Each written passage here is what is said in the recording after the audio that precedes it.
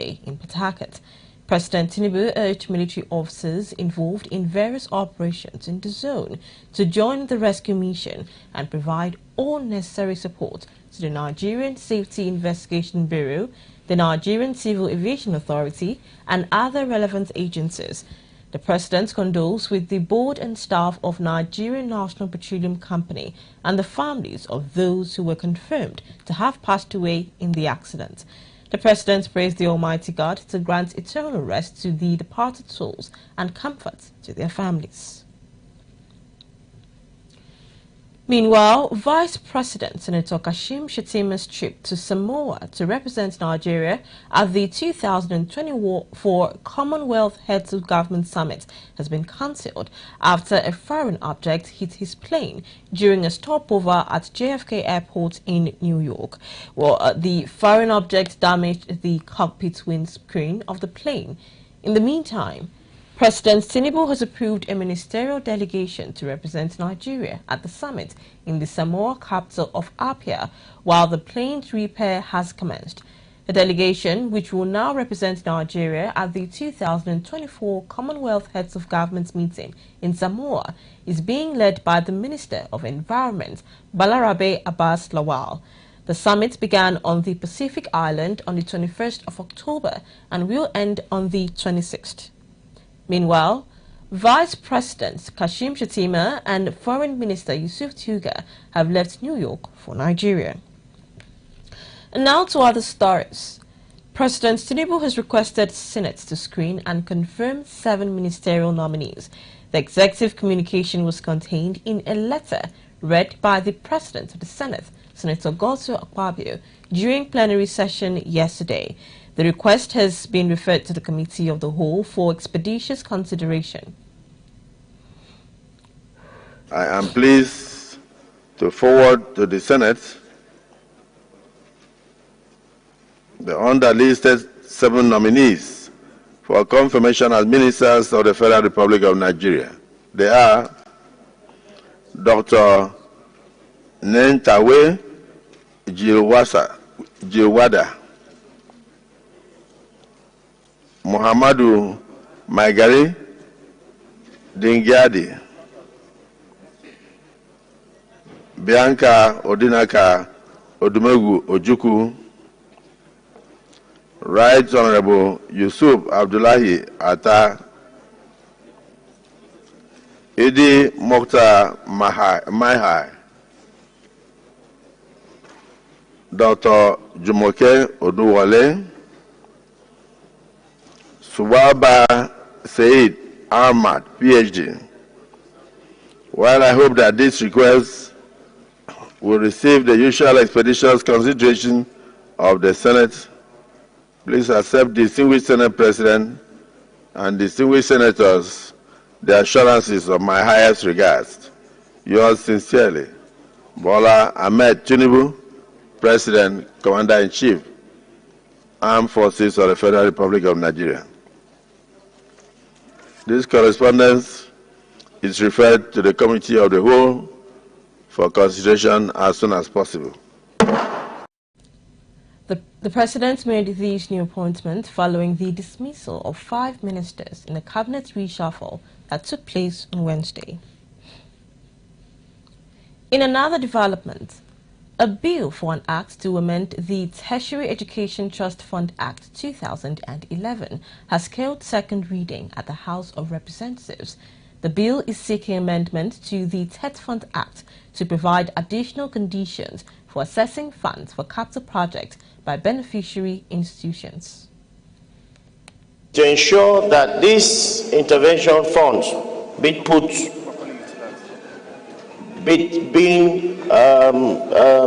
sourced and provided by the federal government of Nigeria cannot get to all universities in Nigeria.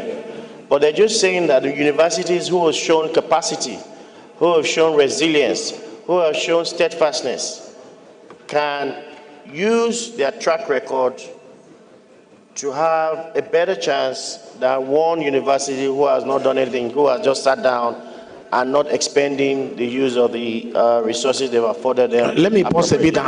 It will surprise you to know that a lot of universities are not able to access the third fund money. And the reason is a lot of conditions put up for them to meet before they access these funds, which has made it very, very impossible. And coming again to amend this act to further strengthen and add more conditions, Mr. Speaker, I think it's just like what my honorable colleague said. Someone who is looking for employment, and for you to deny him that employment, you are looking for 30 years experience and 50 years experience. Asking universities to submit their financial records and jobs they have done to Accountant General of Nigeria with enormous responsibilities he cannot even meet. It's just a way of saying that it's impossible for universities to access this fund. The problem has been that most institutions have not even met up with some of the stringent conditions, one of which is that until you exhaust the allocations for the current year, you are not entitled to take that of the previous year. So that has brought unassessed interventions on the fore. That is also not to underlook or overlook the issue of poor performance, uncompleted projects, because you are aware third fund interventions don't have any space for variation. So I would also add that maybe at committee level, we'll look at ensuring that even as an intervention, the National Assembly has the mandate to appropriate the funds. All universities have done their needs assessment, and we know what they require and what they don't require. Relative to funding, Mr. Speaker, most of the projects don't also have sufficient funds at every given point in time. So tracking and having the records of achievements in terms of what they had done with what is available to them might be challenging, except we strengthen the capacities of the supervisory agencies and institutions. So if we have to use that as a criteria or criterion in further assessment of funds to improve the capacity of our universities, I wonder if some universities will not be shut out completely in this process. The House also passed for second reading a bill to amend the Agricultural Research Council of Nigeria Act and laws of the Federation of Nigeria 2004. The proposed amendment seeks to establish the National Institute of Rubber Research and Technology in Ogun State and address related matters. The establishment of National Institute of Research, Rubber Research and Technology in Lushin, Ogun, Waterside, local government area of Ogun State is a bold step towards not only addressing the education needs of the people in the area, but also as a training and research ground for agriculturists in the discipline as well, make provision for the general administration of the institution and for related matters. Mr. Speaker, sir, it will interest you to know that Ogun State is one of the 10 top rubber producing states in Nigeria. And as you know, there is only one research institute in the whole country which cannot cater for 24 states that are rubber producing states, which means the only one we have is grossly inadequate. Therefore, there is need to establish more rubber research institutes, especially at this period that we need to focus more on agriculture. Meanwhile, the House has rejected a bill for an act to amend the Constitution of the Federal Republic of Nigeria 1999 to revise the definition of Islamic law in the Constitution and for related matters. The bill was sponsored by Honorable Aliyu Misau. In the meantime, Federal Capital Territory Administration has officially flagged off the construction of an access road and adjoining roads leading to Daki BU community in Abuja. The FCT Minister, Bryce Somwike, during the lunch, emphasized the importance of completing the project within the stipulated time as mandated by President Bola Tinubu to ensure a functional and efficient road network in the territory. FCT correspondent Naomi Oleribe reports. Minister of the Federal Capital Territory, Barrister Nyesom Wike, stated that development plans in the nation's capital covers not only urban areas but also the 6 area councils and rural areas. According to him, the administration is committed to improving infrastructure across the FCT to enhance economic activities and boost the standard of living for residents. I believe that this is the first time for so many years that people who reside outside the city can feel the impact of governance, the impact of government. And this is what it's supposed to be. And that is why Mr. President, in his New Hope Agenda mantra, has said development must not only be concentrated within the city where it is believed the big men are, that development should also be taken to the rural areas where those who are considered not to be very wealthy are settling. Executive Secretary of the Federal Capital Development Authority, FCDA, Engineer Shehu Ahmad, described the road as a collector road made of a dual carriageway with up to 4 lanes, linking Obafemi Awolowo Road and Olusegun Obasanjo Road. And it's an inter-district road because whereas the Obafemi Awolowo Road is founded within Jabi district, the Olusegun Obasanjo Way is within Dakibiu district. And one very peculiar feature with this road is just like what we had yesterday, is an inter-district road. But this has additional peculiarity because it's opening up and extending services into a sector center. The road construction is expected to bring significant relief to commuters and improve the quality of life for people around Dakibiu and also contribute to the overall development of Abuja. Naomi Oleribe, ADBN News. Now to report from the FCT security sector, the Federal Capital Territory Commissioner of Police, CP Olatunji Disu, has warned scavengers to desist from destroying government infrastructure or face the full wrath of the law. CP Disu gave the warning during an unannounced visit to scavengers colonies in the FCT. ADBN correspondent Fumilola Adeyemi has details. Apart from targeting residents' properties made of iron, scavengers has damaged many street lights and removed manholes, among other government assets across the nation's capital. FCT Police Commissioner CP Olatunji Disu visited Panteko sites in Mpapi, Dawaki and Gwarimpa to obtain first-hand information on their operational activities. He expressed sadness with the Panteko site in Mpapi, where over 50 dogs were let loose on arrival of the police team. CP Disu warned market leaders that anyone aiding scavengers in destroying government infrastructures, either by buying or selling stolen materials, would not be spared. By coming here, by coming to see what they sell, definitely that is sabotage of government infrastructure. Anybody arrested will face the full wrath of the law. And we have started, we are in collaboration with all our other sister agencies too. And we are all in agreement to ensure that we put this to an end. Chairman Gwarimpa Panteka Association, Malam Bashir Lawal, promised to cooperate with the new Commissioner of Police as a pledge to report any of its members with questionable behavior to the police. Sometimes if I see something happen or I see a person with, like he steals something, I never agree with him. I go direct to station, go and report him. I carry many people from my place here to station.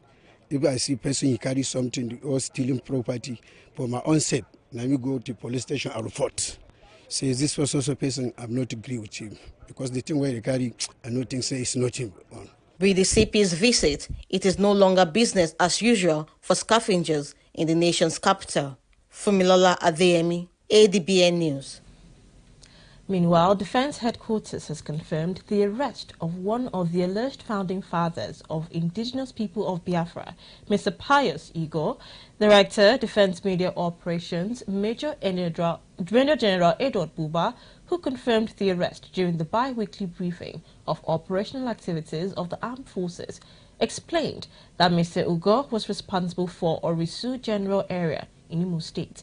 ADBN correspondent Fumilola Adeyemi tells us more.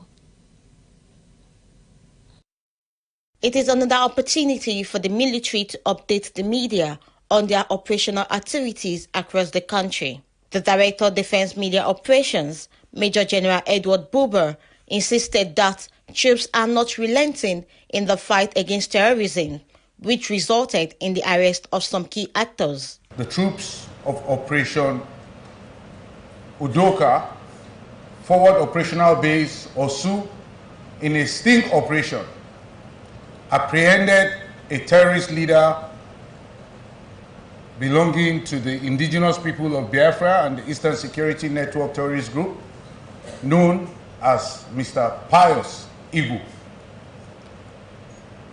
He is an indigenous people of Biafra terrorist founding father responsible for Osu General Area in Imo State.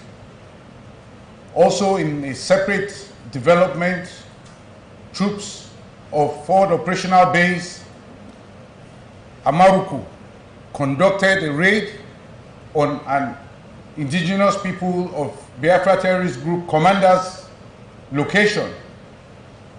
The raid was successful and led to the arrest of the commander, identified as Emmanuel Onwugu, in Imbanu, local government area of Abia State. Major General Buba further railed out major achievements of troops within the last 2 weeks. During the week under review, troops neutralized 140 terrorists and arrested 135 of them, thereby destroying their fighting capabilities and weakening their military capabilities as well. The troops also rescued 76 kidnapped hostages, which is indicative of our commitment to guarantee the safety and security of citizens, which we will continue to do more of that. In the war against crude oil theft, as well as our effort to boost the nation's daily crude oil production, troops arrested 18 perpetrators of crude oil theft during the week. Troops also denied the theft of crude oil estimated to the sum of 1.7 billion naira during the week. The military, however, assured that it will defeat terrorists on the battlefield and in their hideout for the nation's growth. Fumilola Adeyemi, ADBN News. You're watching ADBN News at 7. More stories to come after this break. Stay with us. In a world of overwhelming voices where everyone has different opinion on different issues, it is important that we bring the core issue to the fore. Join me, Nancy Bonigo, on Softline as we lend our voices to inform and influence your thoughts and actions. This is not just mere talk, it is an invocative program that touches the core of our existence.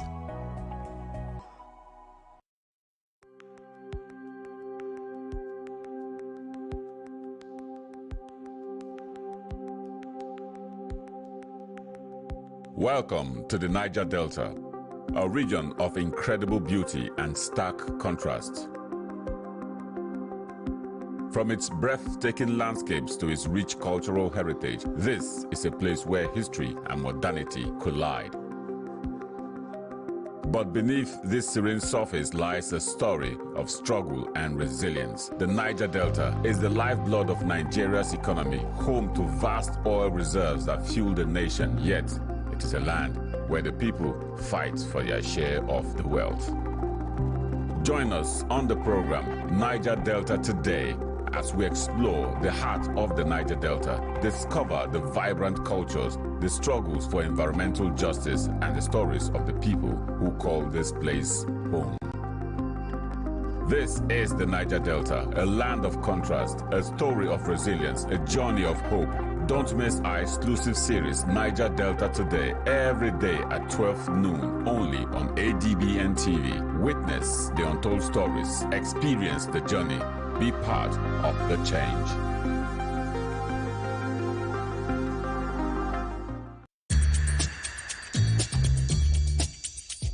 No matter wetin I see, enough fit make mouth heavy to talk am. That's now why people they talk. You know wetin they worry you, but you know go fit take help yourself. In this kind of situation now, what if they really no talk to Ona? Wetin be the way forward? They go bury our chairman on Thursday. We go remain here. Make we talk good where we they see good, and where we know say we not they see good, make we also they talk am. No woman, no mother deserve to know the grave of his child. The bank manager, the bank executive, they are the one the government should first pay. People They Talk, the show on Monday to Friday by 5 p.m. on top ADBN TV.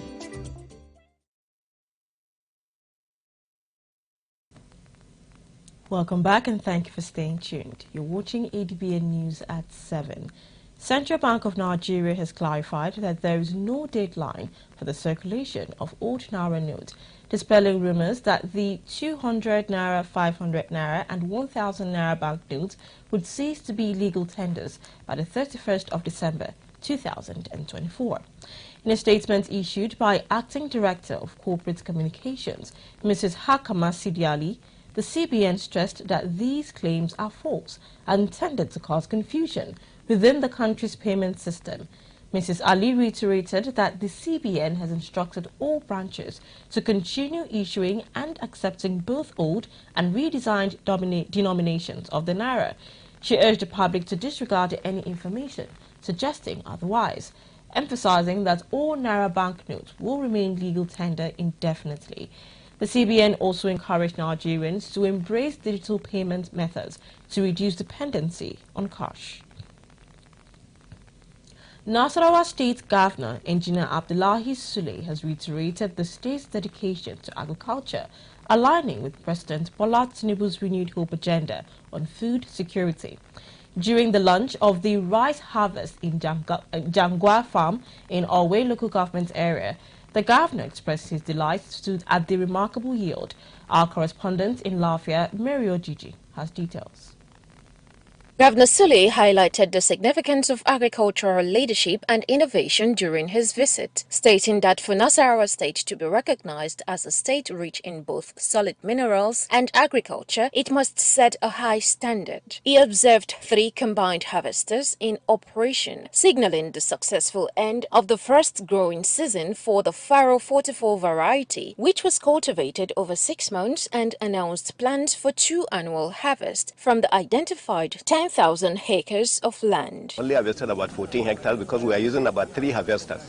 The idea is we are going to have additional 2 harvesters, because if in 2 days we have only been able to do about 14 hectares, then definitely we need more harvesters in order to be able to do these 2,000. We have harvested about 200 jumbo bags, from these 14 hectares. And we have not finished the 14 hectares completely. We just earmarked that area to do that. Governor Sule expressed his gratitude to the former Commissioner for Agriculture, the project manager, and the local community for their dedication and support, emphasizing that the achievement was a result of collective efforts. Addressing concerns from the community regarding land ownership and relocation, Governor Sule clarified that dispute had arisen near Agwatashi in Obi local government and not in Jangwa area. He assured that all claims would be fairly assessed with provision made for those currently farming on the land. So what we are doing at the moment, the reason why we didn't go beyond these 2,000 hectares, which had no kind of any economic tree or any kind of housing or anything whatsoever, that's where we planted now. So the additional areas we are now going into some kind of compensation. But in addition to that, everything we are doing, we are still leaving a little bit area for them, for their own farming. Because a lot of them, will be employed as part of our farm, but most of them want to keep their own farms. And in situations like that, we'll carve out an area for them. Community members thanked the governor for bringing development to Jangwa, noting that the farm had provided jobs for youths and pledging to protect the farm from vandalism. Anything that belongs to government is for all of us are government. So no one should tamper with the government property. Because it's true here, and as time goes on, everybody will just benefit. Our youth, they have benefited many things inside the farming. Why? Because our youth are getting some money during planning and harvesting time. So our youth are very appreciating what Mr. Governor did to us. Mary Ojiji, ADBN News. In Akwa Ibom, the state government has unveiled plans to create a more achievable 2025 budget estimate by replacing the initial proposal. The decision was the outcome of a 3-day budget review by the State Executive Council.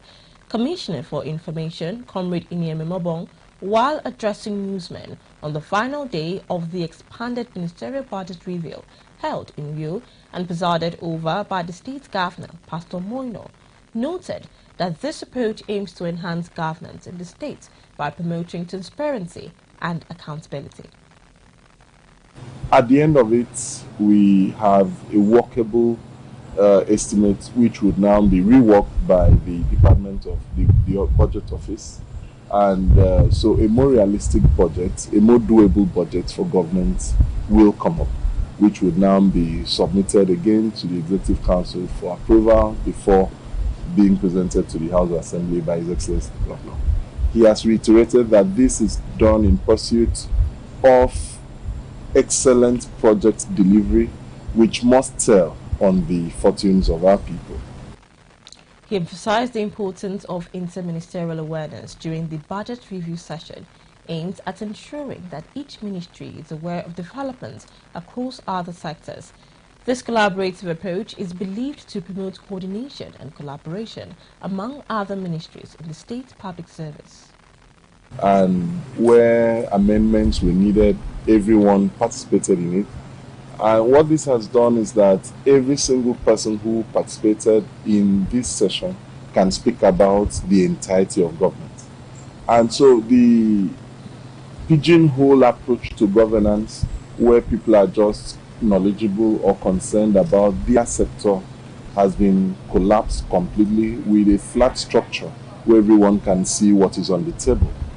Comrade Memebong further announced that the state government will pay its employees a minimum wage of 80,000 naira.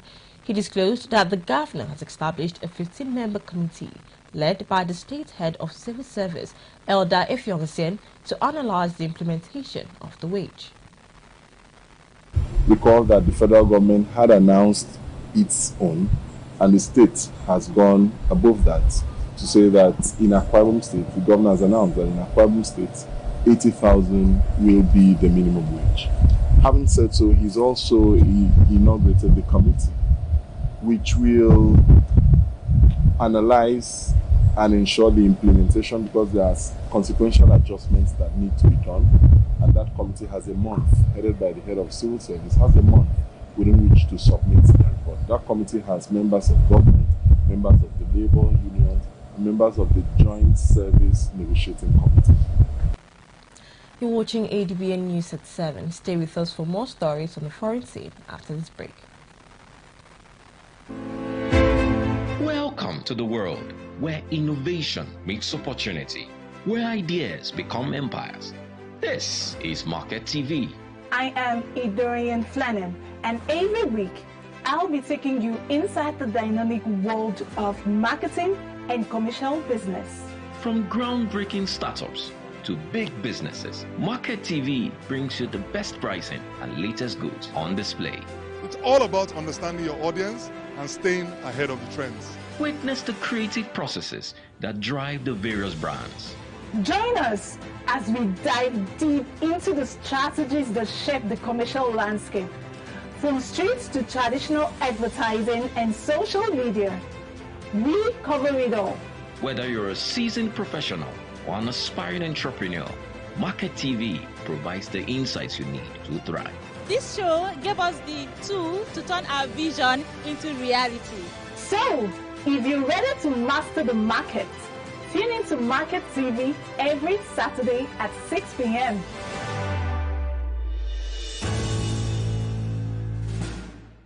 Have you ever wondered what it takes to turn a smartphone into a filmmaking powerhouse?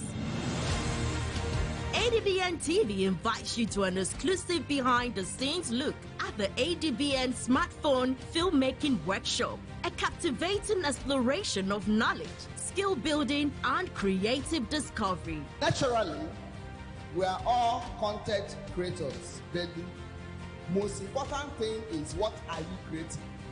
This documentary follows eager participants as they dive into the world of filmmaking, learning invaluable techniques, storytelling strategies, lighting and sound design, all from the palm of their hands, from capturing the perfect shot to editing with precision. These filmmakers took part in an immersive journey designed to hone their craft. We cannot wait to show you the incredible films these talented individuals will produce. But first, witness their passion, learning process, and the transformative power of the Smartphone Filmmaking Workshop. These filmmakers are set to showcase the vibrant culture, challenges, and untold stories of the Niger Delta region. Now showing Monday to Friday, 1 p.m. daily. Join us as we anticipate the groundbreaking works that will emerge from this workshop. This is not just filmmaking, this is telling the Niger Delta story through every frame. Only on ADBN TV. Now to report from the foreign scene, World Health Organization has disclosed Africa has recorded 134 new polio cases in at least 7 countries as the world marks World Polio Day. Regional Director for the World Health Organization for Africa, Mr. Madoso Moeti, stated that the circulating variant of polio type 2 has been detected in Burkina Faso, Cameroon, the Central African Republic, Chad, Mali, Niger, and Nigeria. In 2023, 541 children worldwide were impacted by polio, with 85% residing in 31 countries that are fragile, conflict-affected, and vulnerable, as reported by a recent UNICEF analysis on World Polio Day. Over the last 5 years, polio cases in these regions have more than doubled, and routine childhood immunization rates have decreased from 75% to 70%, significantly lower than the 95% required for community immunity. A worldwide drop in childhood immunization rates has resulted in a rise in polio outbreaks, even in nations that have been free of the disease for many years. This situation is particularly pronounced in areas affected by conflict, with 15 out of 21 such countries like Afghanistan, the Democratic Republic of Congo, Somalia, South Sudan, and Yemen currently facing polio challenges. And now to sport, Nigeria's Flying Eagles staged a comeback to secure a hard-fought 2-1 victory over Ivory Coast in Lomé on Thursday, advancing to the semi-finals of this year's Waffle B Under-20 Championship. In the initial group standings, Burkina Faso was eliminated due to an inferior goal count compared to the Flying Eagles and the Young Elephants. All 3 teams in Group B finished with 3 points each, as Nigeria and Ivory Coast both scored 2 goals and conceded 2.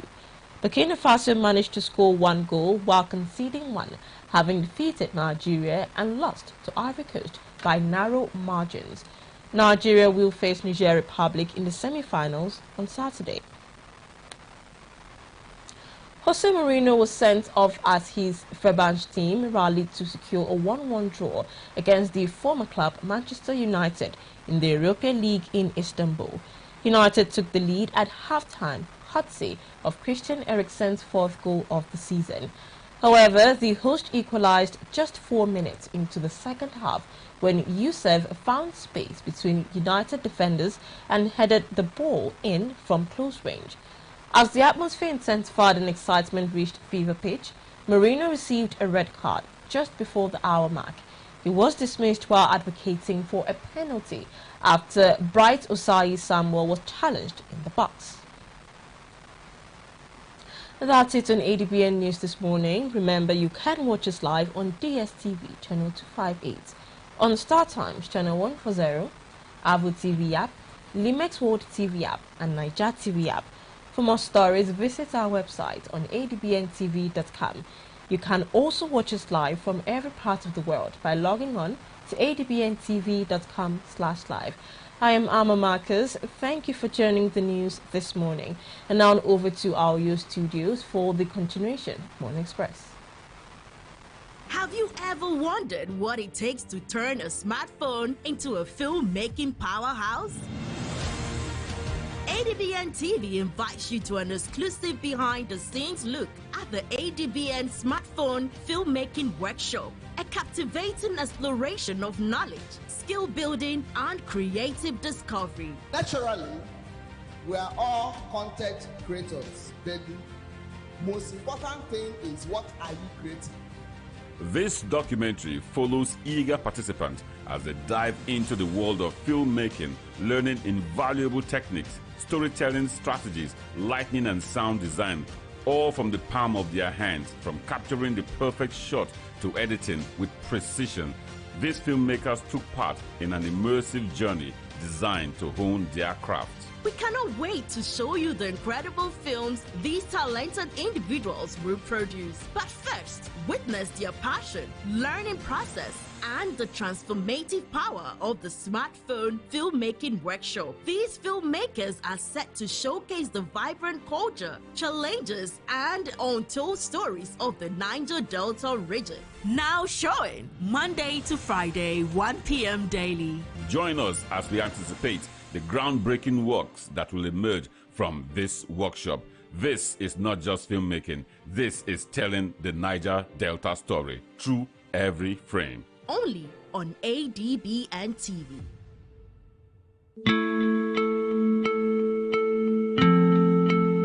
Across the globe, rural women are the backbone of food production, working tirelessly to provide for their families and communities. Though their contributions are invaluable, they are often unseen.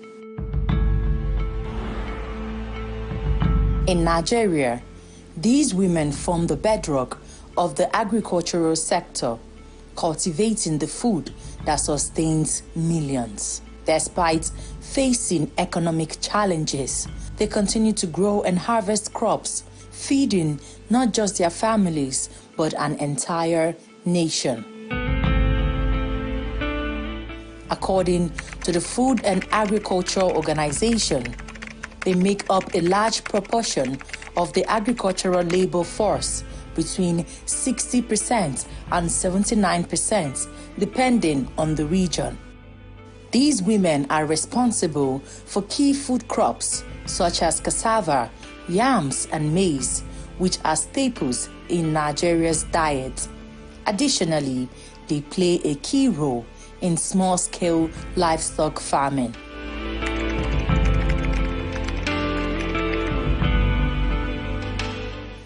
Meet the women behind the food on our tables. Farmers who have cultivated not just crops, but hope for a better tomorrow. We visited their farms to see firsthand how they contribute to feeding communities, even in the face of adversity. These women grow rice, beans, yams, and more, producing the very food we rely on every day.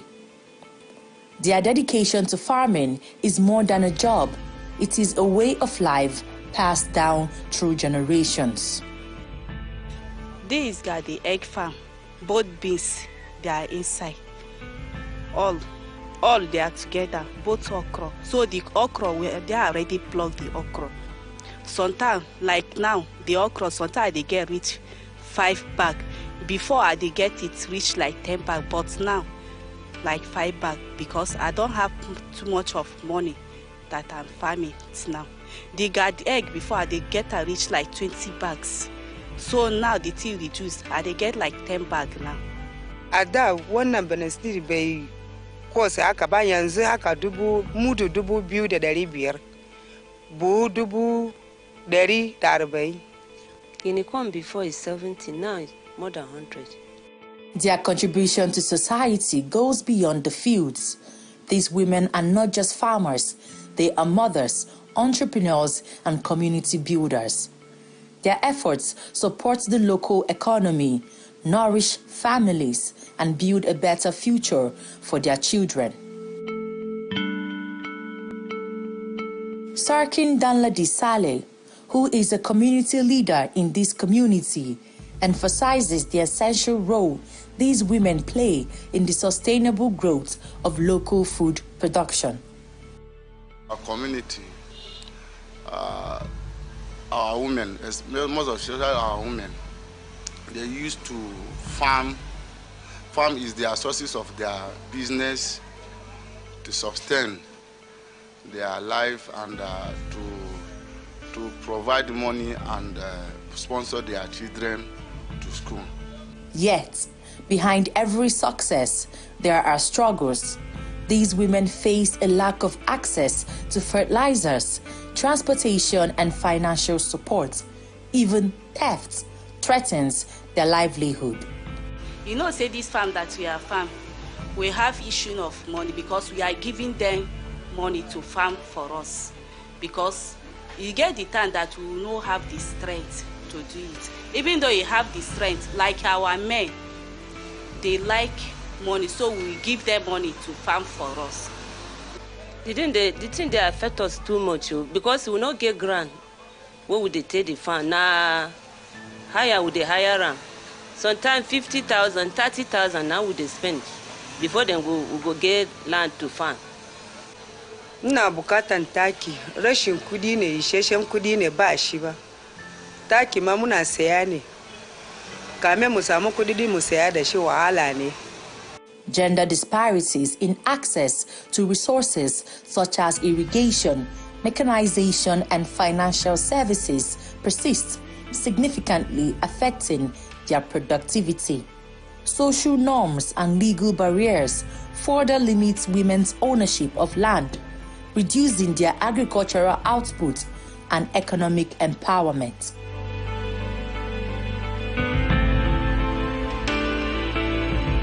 Rural women in Nigeria who play a pivotal role in food production are deeply affected by the current economic challenges that have led to significant hikes in food prices. This has directly impacted food availability and affordability as rural farmers, especially women, struggle to maintain production levels while dealing with reduced purchasing power and access to essential supplies. The result has been a sharp increase in food prices across the country. Both buyers and sellers in the marketplaces express their concerns. Sellers, facing rising costs of transportation and inputs, are forced to raise prices, while buyers express frustration over their dwindling purchasing power. So every people when they come to buy, they complain too much. They say they think too high. Some people that they buy 5 mudu before, they're going to start to 1 mudu, 2 mudu. So how much did they sell this one before? Before they sell them 700. The gari is 1,001.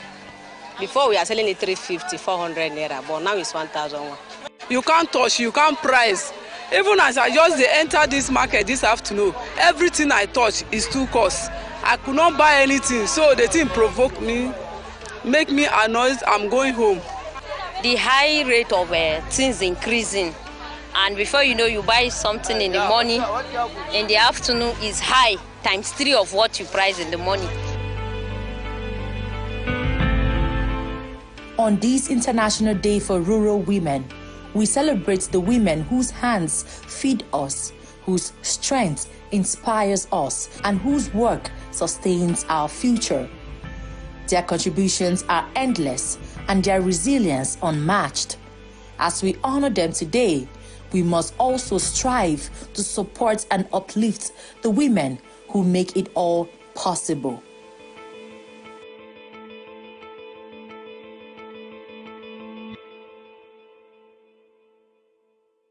Women Voices, where everyone has different opinion on different issues.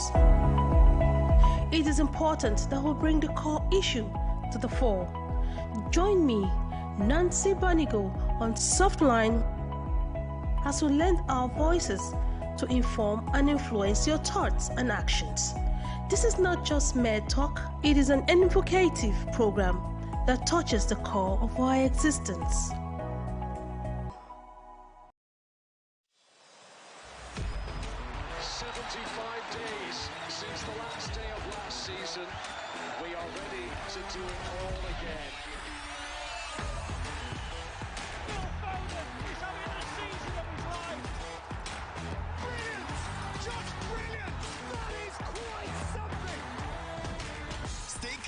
For all the football you want, starting from 5,100 naira per month.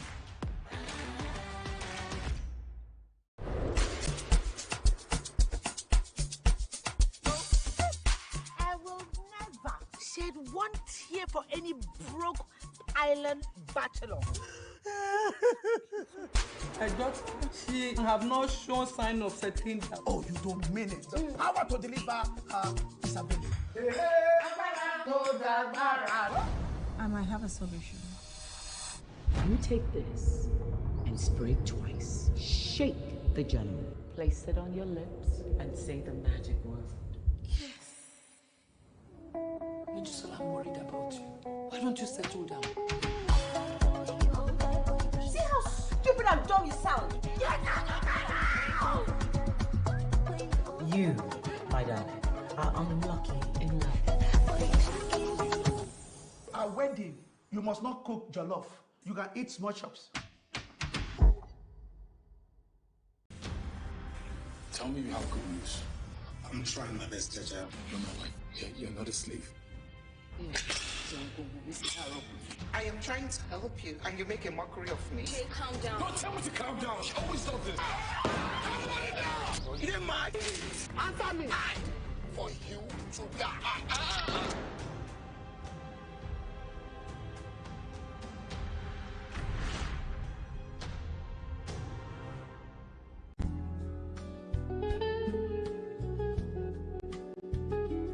Good hygiene globally has been identified as critical to preventing the spread of infectious diseases and helping communities lead long, healthy lives. Raising awareness about the importance of knowledge and learning on hand hygiene at the right times has also been identified as even more important, as the hand is a major contributor to one of the gateways into the human system. Global Hand Washing Day was initiated in 2008 by the Global Hand Washing Partnership at the annual World Water Week in Stockholm, Sweden. The day aims to make people around the world aware of the importance of washing hands with cleaning agents to prevent diseases. Outbreak in Nigeria of Ebola virus disease in 2014 galvanized government and people to action to consistently promote and practice effective hand washing with disinfectants. However, without a culture of good hand hygiene practice and availability of enabling facilities and products such as water and soap, hand washing will be a near impossibility. Federal government, in partnership with the World Health Organization and UNICEF, prepared a roadmap 2021 to 2025 to help achieve this global goal.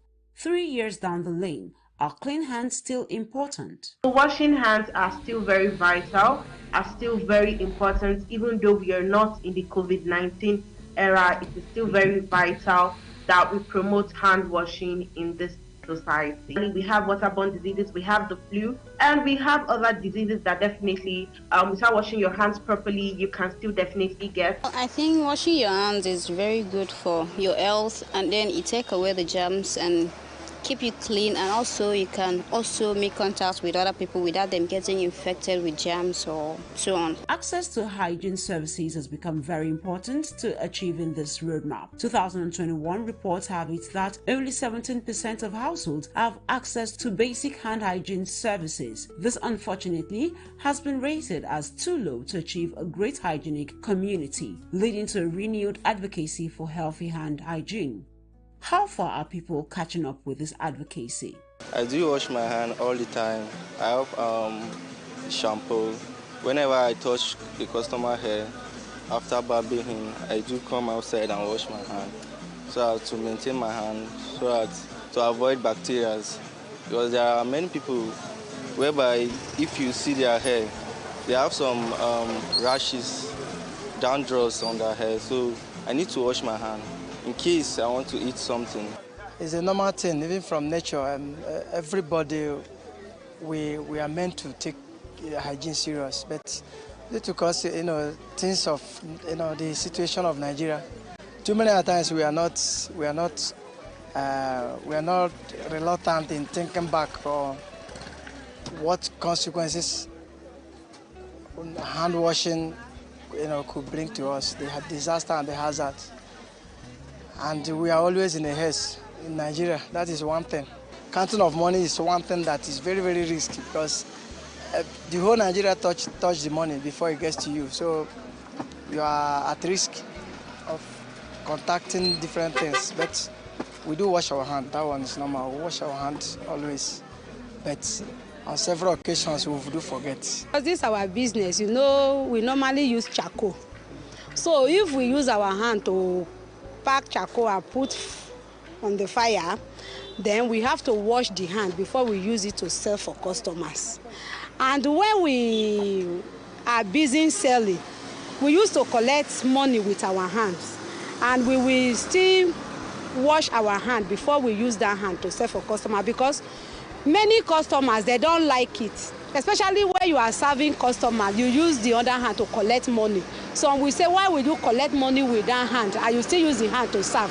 That is why when we collect money with our hand, we have to wash our hands before we serve customers. That is how we do it. With at least 167 million homes without access to hand-washing facilities, the country has demonstrated its commitment in developing a hand hygiene for all initiative roadmap as one of the pilot countries under the Hand Hygiene for All initiative designed to move the world towards universal access to hand-washing.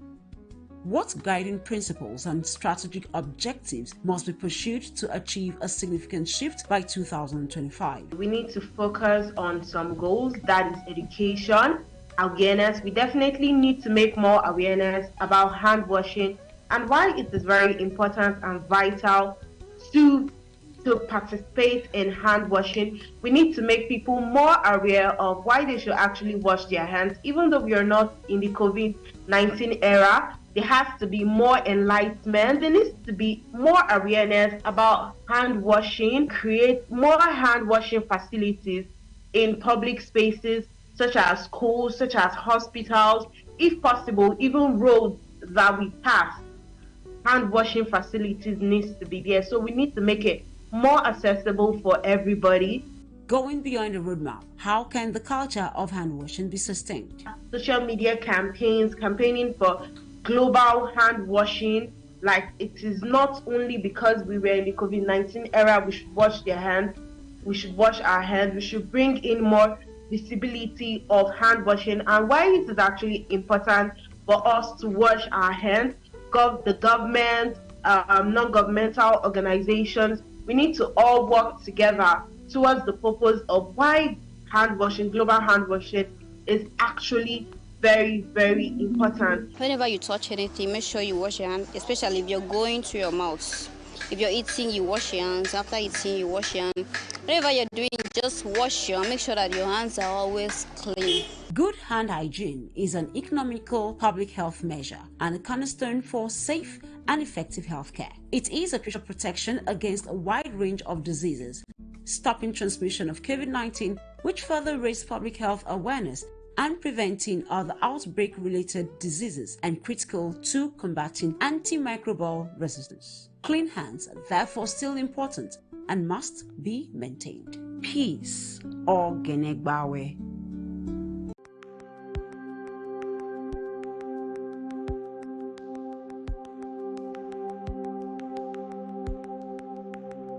Welcome to the Niger Delta, a region of incredible beauty and stark contrast.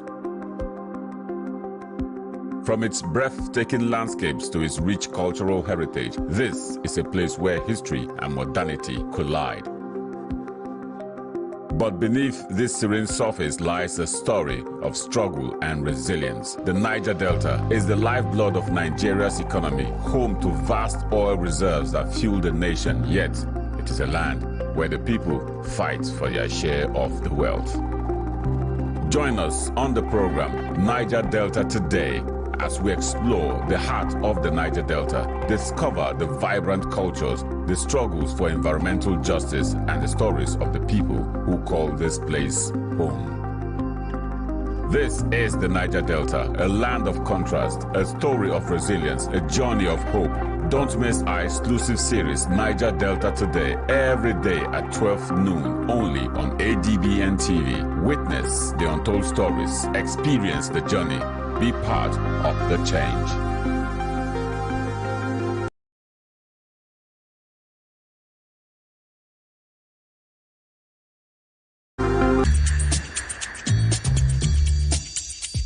No matter wetin I see, enough fit make mouth heavy to talk am. That's now why people dey talk. You know wetin dey worry you, but you no go fit take help yourself. In this kind of situation now, what if they really no talk to una? Wetin be the way forward? They go bury our chairman on Thursday. We go remain here. Make we talk good where we dey see good, and where we know say we no dey see good, make we also dey talk am. No woman, no mother deserve to know the grave of his child. The bank manager, the bank executive, they are the one the government should first face. People They Talk, the show on Monday to Friday by 5 p.m. on top ADBN TV. Step into the heartbeat of the world where news meets real talk. From breakthroughs in diplomacy to humanitarian challenges and scientific milestones, Global Digest takes you beyond the headlines and straight to the heart of the matter. I am Amma Marcus. Be a part of the world unfolding stories at 3 p.m. on ADBN, channel 258 on DSTV, and Star Times, channel 140. Global Digest, your window to the world's current affairs, only on Advocate Broadcasting Network.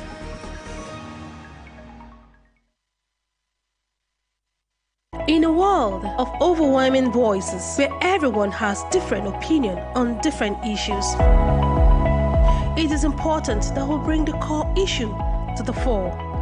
Join me, Nancy Banigo, on Softline as we lend our voices to inform and influence your thoughts and actions. This is not just mere talk, it is an evocative program that touches the core of our existence.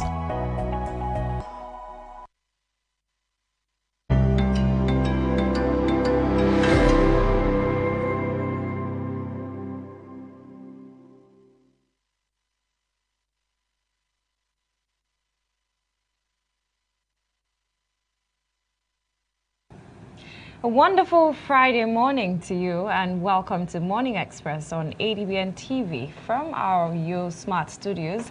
And of course, understanding that today is Friday, I'm sure there has been a number of issues across papers, which of course we will bring you what the papers are talking about this morning, the issues on ground, the matters that concern Nigerians, and of course, the world entirely. I am Jennifer Pius, and this morning in the studio with me is a very handsome young man, Xavier Robert. Jennifer, good morning to you. Good morning. And good morning to Nigerians. Many thanks for joining us on this very beautiful Friday morning. We're right here to bring you up to speed with trending issues all around Nigeria, so do sit tight and follow us all through the ride. Well, we will be looking at what the papers are talking about, but then before we just head straight to the newspapers, we'll just bring you a little break so you can drink some water, and when we return, we'll head straight to the papers and talk about what Nigerians are talking about. So do well to stay with us on ADBN. No matter wetin I see, enough fit make mouth heavy to talk am. That's now why people dey talk. You know wetin dey worry you, but you no go fit take help yourself. In this kind of situation now, what if they really no talk to una? Wetin be the way forward? They go bury our chairman on Thursday. We go remain here. Make we talk good where we dey see good, and when we know say we no dey see good, make we also dey talk am. No woman, no mother deserve to know the grave of his child. The bank manager, the bank executive, they are the one the government should first face.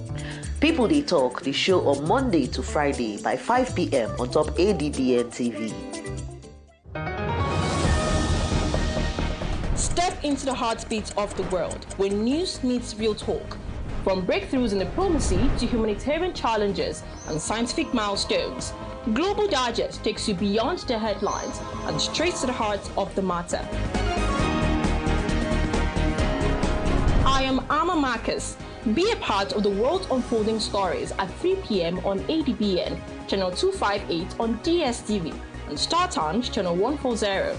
Global Digest, your window to the world's current affairs, only on Advocate Broadcasting Network. Welcome back. It is still Morning Express on ADBN TV. Of course, let's head straight to what the papers are talking about. What are the issues on ground? What are Nigerians concerned about? And we will begin with Daily Trust. Daily Trust brings to the fore cost of governance. Tinubu limits ministers' convoys to 3 vehicles. The writer says, lead by example. CSOs tell president and governors. World Bank offers 4-point plan to reduce government spending. Well, that's from Daily Trust with regards to the issue of the president limiting ministers' convoy to 3 vehicles. And not just on Daily Trust, we also have Blueprint capturing that. And Blueprint says, ahead Senate screening, says Nigerians set agenda for new ministers, want cost of living reduced. Still on the issue of cost of governance though, still on Blueprint, Blueprint also captures that and says Tinubu, just on the right-hand corner, says Tinubu limits ministers' convoy to 3 vehicles, 5 security personnel. More still on that particular issue as we head to News Direct. Nigerian News Direct still talks about cost of governance. Nigerian News Direct says, cost of governance. Tinubu slashes ministers, head of agency's convoy to 3 vehicles. Rider says, gives nod to attachment of 5 security personnel to each minister. Directs NSA to coordinate immediate reduction of ministers' vehicles, security personnel. Well, there are a number of issues. As we head to Punch, let's also see what Punch says. Punch says, cabinet reshuffle. Presidency defends Tinubu as federal government slashes ministers' vehicles, 8. The writer says, federal government differs as Clark offers alleged loop-sidedness. Tinubu seeks Senate confirmation. Well, these are the issues with regards to the cabinet reshuffle, and a number of questions have arisen in regards to cost of governance. With the new ministries created and some merged, people are asking for a reduction in cost of governance. But well, we'll also look at a number of other issues, which of course the papers are capturing this morning. And I know, Xavier, there are some other issues which would also get to look at, especially with the Times we're in, and Daily Times too brings us to some of those issues. The Daily Times says senators split over funding for zonal development commissions as lawmakers reject immunity for commission's chief executives. And now that's still linked to the issue of the cabinet reshuffle. Not just that, let's also head to the next paper, The Guardian. The Guardian also talks about some other issue of concern, and this is like the military intervention. Says, calls for military intervention. Misery, harsh policies driving Nigerians to desperate choices. Okay, still on The Guardian, we have just below the masthead, misery, harsh policies driving Nigerians to desperate choices. Also, we have, as just to the right there, FG begins reform of obsolete laws. There's also Nigeria records 83 poliovirus type 2 cases. And the helicopter crash, NSIB begins probe as search continues for missing passengers. That is as regards the Port Harcourt helicopter mishap that was reported yesterday. And the issue of Tinubu cutting costs of governance also resurfaced on The Guardian. Tinubu orders cost-cutting measures as Senate begins screening on Tuesday. U.S. grateful as ailing Binance chief departs Nigeria after 8 months. And also in red, Lagos Ogun urge residents of low-lying areas to relocate over water release from Oyan Dam. And just above that, court picks November 14 to hear from Yahaya Bello. And now from the CBN, just below, no deadline on old Naira notes, says CBN, as reps pushes for new ones.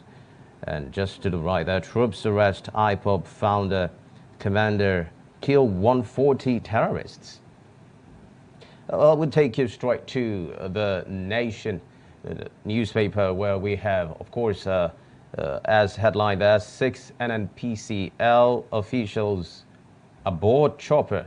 That is the Nation newspaper. The 6 NNPCL officials aboard chopper that crashed into the ocean. And just above the masthead, still on the Nation's newspaper, we get me bandit. Bus Toji, Defense Minister orders troops. We also have above the masthead, governors ranching best bet to end herder farmer crisis. And then also on the masthead above it, Enugu OK's 80,000 Naira wage. VP Shetima Samoa CHOGM trip aborted. 37 Lagos LCDA stay. A couple of issues, Jennifer, coming on to the fore. A number of issues, and in fact, I'm not even sure if we want to take them one by one. We will exhaust the time we have, or we'll need more time for that. Absolutely. But then, let's a quick glimpse at the first issue, which was captured from Daily Trust, the issue of cost of governance. We've seen here that from Daily Trust says the president limits ministers to 3 vehicles in their convoy. Well, do you think this is even possible? Well, the conversation about costs of governance and how government must go ahead or work towards cutting the cost of governance has been at the front burner for the longest time. This conversation has been continually reiterated by policy formulators, by government officials. In fact, CSOs have been at the front burner talking about how we can ensure that what we are seeing as a result of wastage of resources within the polity is reduced. And this is what the President Bola Tinubu is clamoring for. And we have seen that in the couple of decisions he has made. Remember that earlier he had cut his traveling expenses in terms of personnel, and that also led to a lot of conversations. People have over time been talking about to what extent this has been implemented, because there are allegations that the convoy is still bloated as regards persons that are part of delegations for trips, be it the local or foreign trips. And these are conversations that will continue over time as we talk about the issue of cost of governance and how to go about cutting those costs. Well, let's just hope it comes to play, because it brings us to the issue of compliance of policies. You know, there are a number of policies, very lofty, wonderful policies which we set out, But do we really comply? Not just at the federal level, the state level, and now we are talking of local government autonomy. Well, we'll be watching out to see what the local governments would be doing. Would they comply by policies being set out? And, well, we won't be reviewing the papers alone. We will have a media expert and consultant talking about Aparawa Michael Bush, but that will be just right after this break. Stay with us.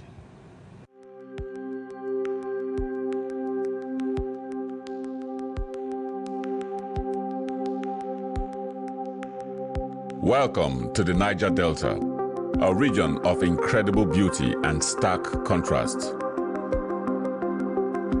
From its breathtaking landscapes to its rich cultural heritage, this is a place where history and modernity collide. But beneath this serene surface lies a story of struggle and resilience. The Niger Delta is the lifeblood of Nigeria's economy, home to vast oil reserves that fuel the nation, yet it is a land where the people fight for their share of the wealth. Join us on the program Niger Delta Today as we explore the heart of the Niger Delta, discover the vibrant cultures, the struggles for environmental justice, and the stories of the people who call this place home.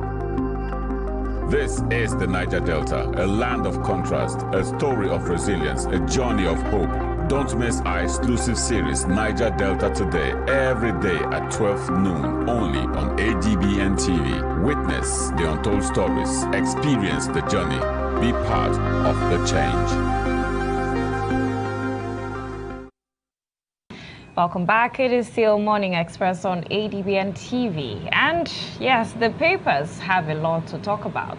And so we have in the studio to review these papers with us a media consultant, Aparawa Michael Bush. Welcome to the program. Very nice to be here. Thank you. Michael Bush, you're welcome. Savior Robert. Good to see you here. Good to see you. How are you? Very fine. Yeah, very nice to be here. Yeah. All right, let's begin with Daily Trust, which talks about cost of governance. Tinubu limits ministers' convoys to 3 vehicles. And the CSOs tell the president and governor says, lead by example. Yeah. Well, that's not even the, this country, I don't know what we did to nature to do this to Nigeria, to do Nigeria to Nigeria, because we're fond of pursuing shadows. What is convoy? It's the littlest of our problems in the country. It's the littlest of our economic challenges, Even if there were 1,000 convoys, what about the aids? What about the things that they do that takes away a greater chunk of our money and all of that? So it's not just that. Yes, that is good. The president has done well to even say, oh, minister start, because when he says minister start, there's no way he's going to be a bad leader by leading otherwise. He has to also do his own. I'm sure he's going to do that. He cannot say, oh, the president, stop bloating your convoy. He can't say that. For him to say that to ministers, it means he's going to lead by examples. The vice president is going to follow that same example.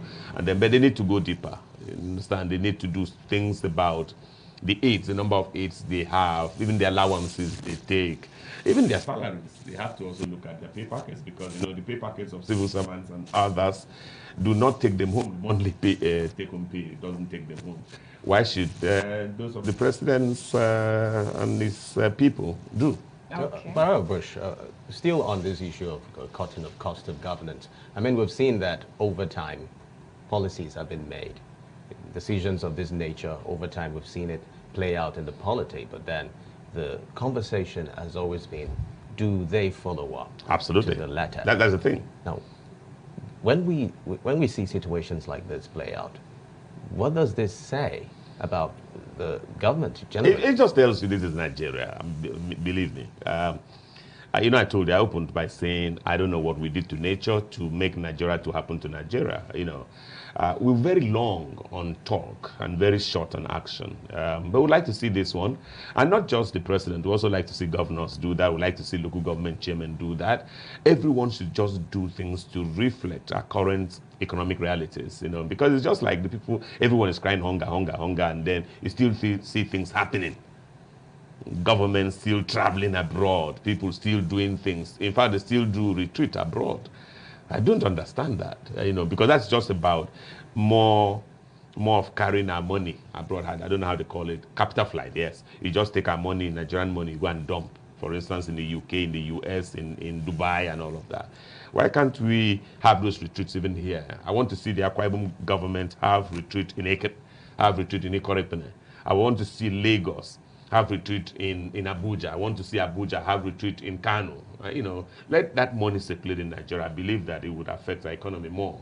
Okay, let's look at it from the writer in Nigerian News Direct. It says, the president directs NSA to coordinate immediate reduction of ministers' vehicle security personnel. Also talks about gives nod to attachment of 5 security personnel to each minister. Yeah.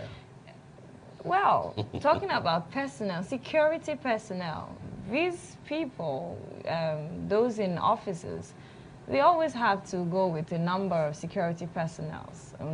By that, there's some payment. Reducing the security personnel, isn't that reducing the money going around? We're talking about the money going around here. Is that the main problem? There's a bigger problem. I still maintain we're chasing shadows. We're just busy chasing shadows. I like to see us go to the critical issues.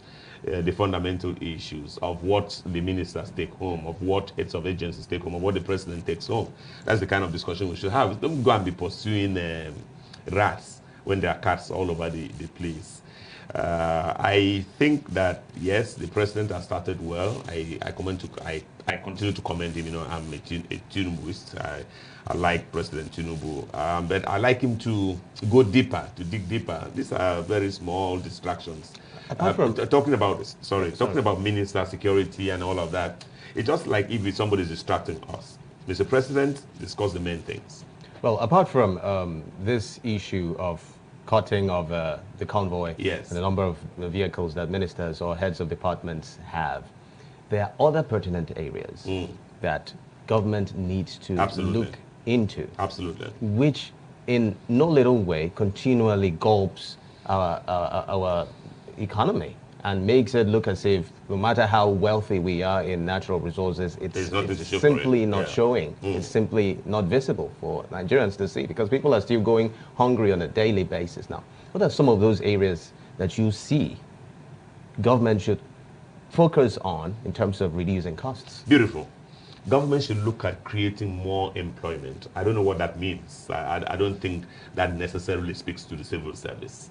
Government must go out and empower employees, private employers of labor, to be able to do well. For instance, how can we, when we're discussing that we are hungry or that the economy is very challenging in Nigeria, allow multinationals to pack out of our country? Why do we do that? And what are we doing to empower the Dangotes, the Adenugas, you know, all these great men?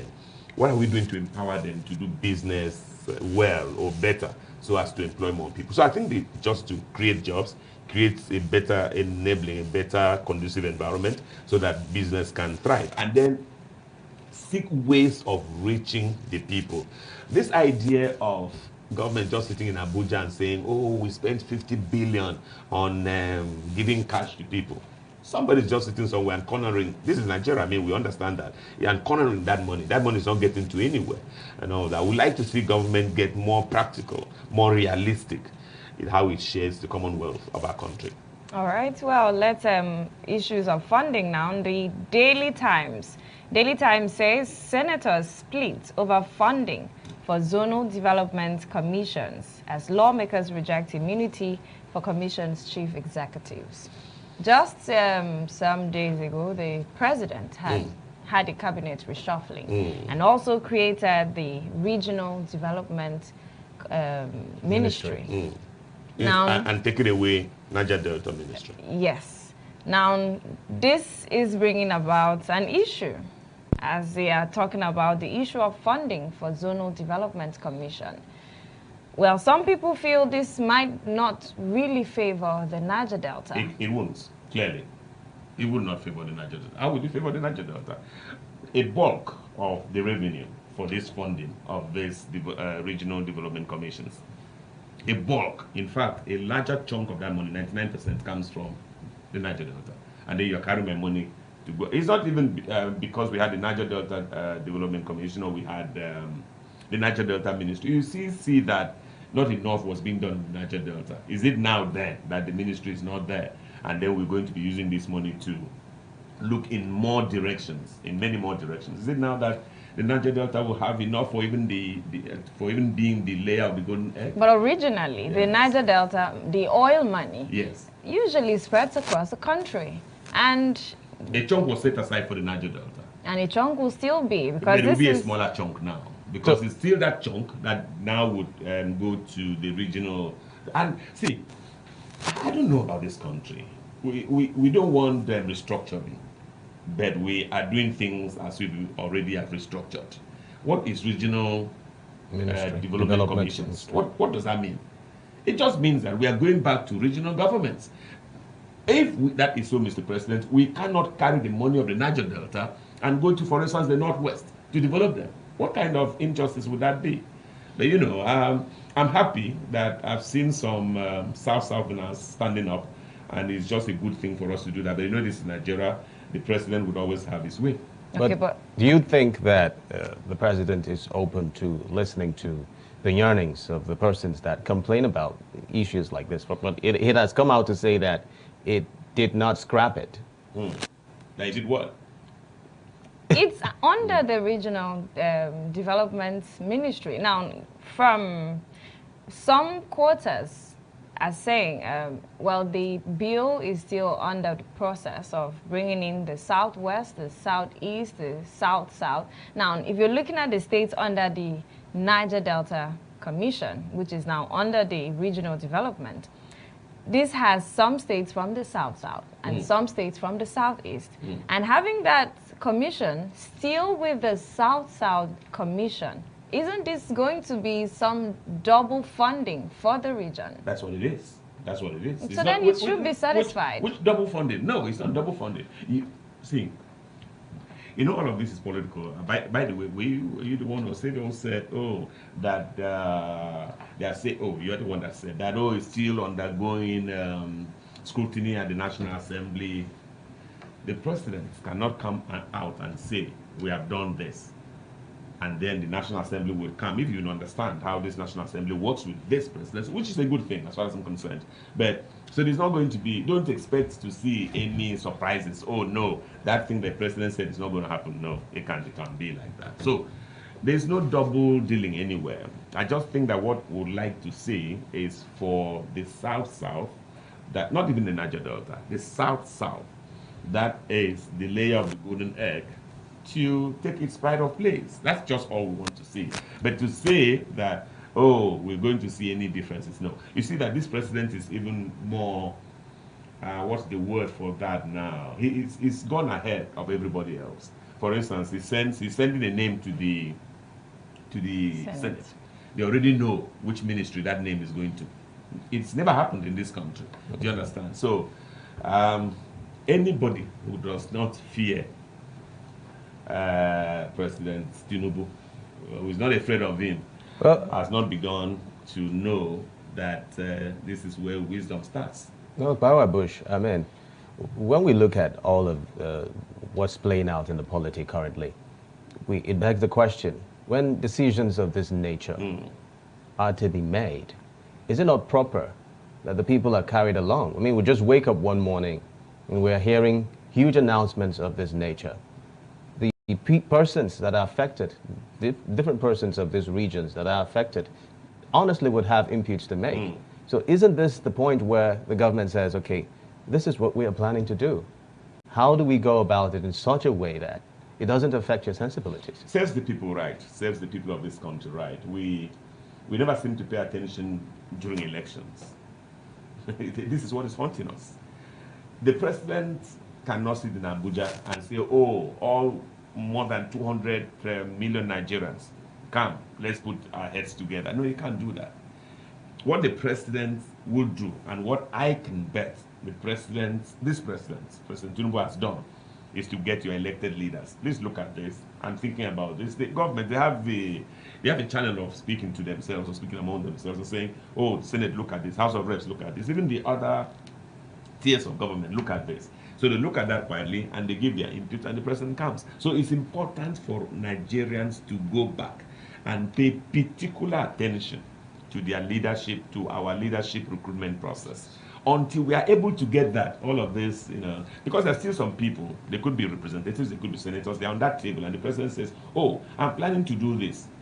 Just to even do this, they can't do it, let alone to talk. So how can you blame the president? He would consult your people. He cannot consult 200 million people, but he can at least consult your representatives. And where your representatives are not able to stand up, I mean, how do you okay, so that's what you're insinuating, that the representatives are the ones to blame. No, but look at it. Look at it. The law that we used for the 2023 elections, that electoral law, is that how they call it? Electoral law, right? Electoral law.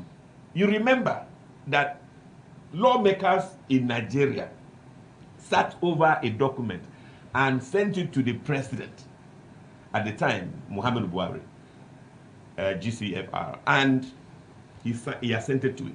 Only for them to say, oh, we made a mistake. We made a mistake.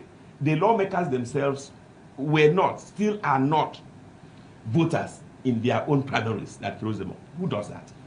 Who does that? So they just didn't pay attention. Perhaps they gave it to a consultant who is not even politically conscious, and he gave it. So Nigerians, if they want a better leadership, should pay better attention. We are all discussing 2027. What are we doing differently? We're just collecting money here. Oh, this one is our brother. He's the one who would go. This one, So it's not the president's fault. It's our leadership recruitment process. Until we get that right, we'll always be crying that there is too much movement, too much motion, and very little movement. But let's look at this regional development. Do you think this in any way will better the lot of Nigerians? No, I don't believe. I don't believe. The bettering the lot of Nigerians is not the lot of one agency. It's not the responsibility of just one agency or one formula. You say, oh, if we just do this, that's going to prove talismanic. No, I don't believe that. But it's another conscious move in the mind of the president. Is the president where he's sitting, he sees the whole of Nigeria, he sees better. We're just sitting here analyzing most of what we don't even understand, most of what we don't know. So, but one can only hope and pray.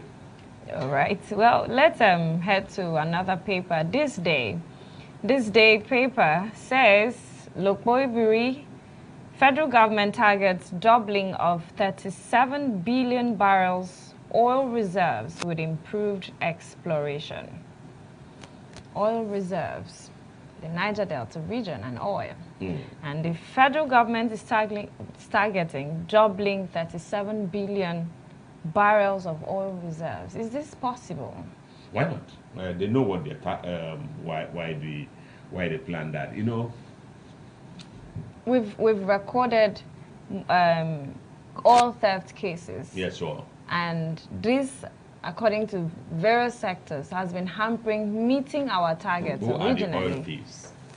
Well, you tell me. Yeah, I mean, you're discussing oil theft. To steal banana is not even beans in the village center because they will catch you. It is to steal oil. To steal oil is rocket science. the powers that be know who are the oil thieves. And I think that if they wanted to catch them, if they wanted to stop it, they will stop it. So this is Nigeria. Some of these discussions should not even be having it on live TV because it makes us a mockery in the global community. So a lot of allegations in the past have corroborated your position. And nothing came out of it. And it might seem as though, despite the comments that we've been having as regards oil theft in the country, nothing seems to be coming out of it. Now, it begs the question. When we talk of lofty policies of this nature or plans and projections of government, what are those things, those steps that must be taken to see to it that they come to fruition or see the light of day?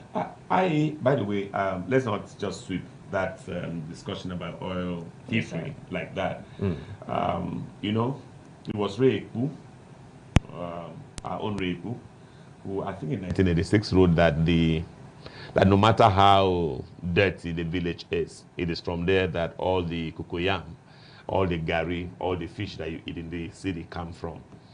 And he went on to say that the village is just peculiar because everyone knows everyone by name. you know, this matter of royalty-free and all of that, everyone who matters knows everyone who is doing it. That is something for us to take home. Now, to the issue of policy compliance. Okay, yes. I think government should build consensus more with the people. More town hall meetings, seeing that we failed somewhat in the electoral process. I think we can, while the central government or any government is, on the one hand, meeting minds with elected representatives of the people, it should go a step further, on the other hand, to have town hall meetings across the country and across the state and across the local government area. I think this is the best way for, whether it's the president, whether it's the governor, or whether it's the local government chairman, to get into the mind of the people and actually know what they want faster. Okay. Well, still on matters with regards to oil, they will go to the Matrix. The Matrix says here, Port Harcourt helicopter crash, at least 3 dead. The writer says NNPCL engaged helicopter, NSIB provides updates. Now on the NNPCL, in fact, as a follow-up to that story, we'll go to Tribune, which also has that. It says, Tribune says, investigation begins as oil workers die in helicopter crash. 3 bodies recovered, 5 still missing. Crashed chopper was heading to our facility. That's from the NNPCL. How we activated rescue coordination activities. That's from NAMA. Pilots revealed as NAPI Vice President. Sad, you know, it's easy to read this kind of story and just dismiss it because, I mean, we don't have to fly to work. But it's the same thing. We are almost, not almost, all of us, for instance, even here in the studios, we all took a ride, you know, to come here. So we're in that same situation. They left their families. They said goodbye, see you at the end of the day, and then they don't go back. So it's really, really sad. And I think this is happening too frequently in Nigeria. I remember Urwan, where I come from, my local government area, we lost someone a few years back. We'd just like to tell the powers that be, we'd like to tell those who are employers in the oil sector, please do something about this, make your workers safer, and just help us. And then we hope that our sympathies, condolences will also go out to the families concerned. Very sad. Yeah, indeed, really sad story there. First News shifts us away from that. First News talks about a disturbing fact. National grid crashes 162 times in just 11 years. Only in Nigeria.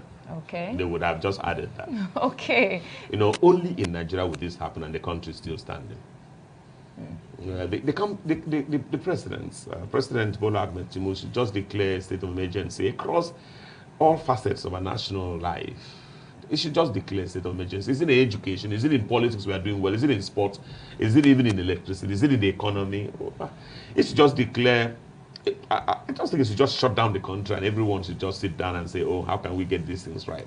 How can a national grid go down in 11 years, so 162 times? How does that happen? How does that happen? Well, Agbara Bush. But thank God for Akwa Ibom. You know, we're here and we're smiling because because of a thinking government. I think that was Obonta. Yes. Was it? Yes. Obonta laid, so he didn't quite come through. Now Senator Godswill Oboropabi as governor also helped. But I think it's... the foundation was from Atta. Yes, but it's the immediate past governor, I think so, Mr. Udom Emmanuel, who actually gave life to it and activated what is the Ibom power plant. I think so. I'm not exactly sure about my facts, but I think so. And we have to be thankful. And I believe the current governor, Pastor Moino, is building on it. So that's why the thing goes off.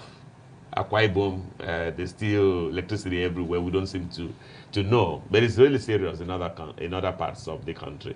We're thankful that we have this government, but we'd like to see other state governors not only emulate us, but for the national government to make sure that our national grid doesn't go down, at least not frequently anymore. Oh, the dearth in the electric power sector has in no little way affected our advancement in other sectors. I mean, look at it. We're talking about CNG vehicles. Yes. Instead of talking more about electrical powered vehicles, which would have helped in no little way in, cushioning the effects of transportation if that sector actually worked effectively. Now, to what extent do we sort the problems that are affecting or impacting our power sector? Yeah, I think it's some good sense, some business savvy, some political correctness, some thinking, some good thinking for the president to say, no, don't bring electric cars into the mix, because we don't even have enough electricity for the citizens. What about cars? If electric cars could stop on the way, I don't know how that means, because something could just go wrong. So I don't know. I was going to say, perhaps as Nigerians, we need to continue to pray, but we're prayed enough. Okay. We prayed enough in this country. We really, really have prayed enough in this country. Now we just need to stand with our governments. I don't believe in that thing of protest. Once you have elected, once you have agreed, you elected a particular set of leaders, allow them, stand with them at least through that tenure.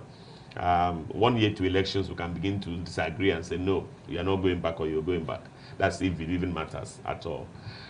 So I just believe that we should all come, be on the same table with the administrators, support them, and then seek ways of making this country better, because it's just sad.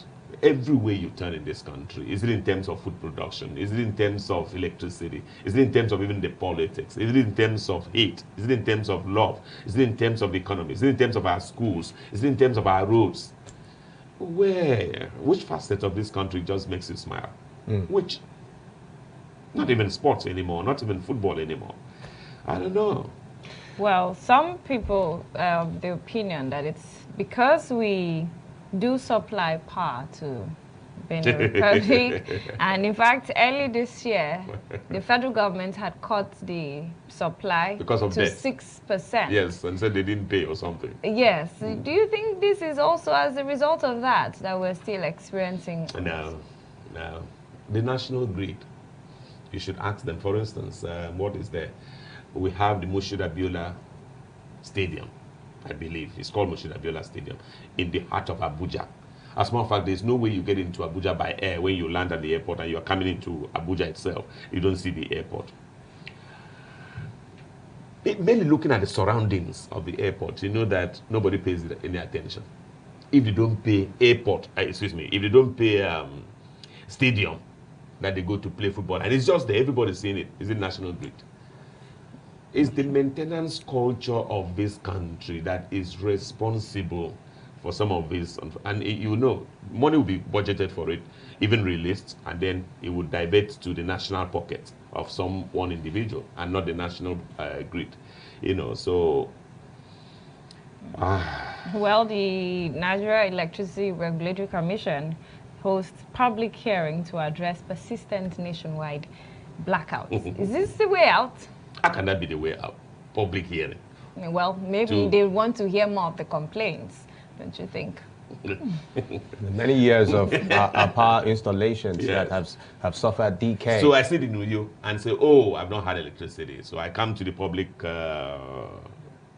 hearing and say, oh, there's not been electricity in Uyo. What is that? They should have public hearing or private hearing, whatever, within their own setup, to understand, to ask the workers, to ask the engineers, what is the problem? Or you bring experts there.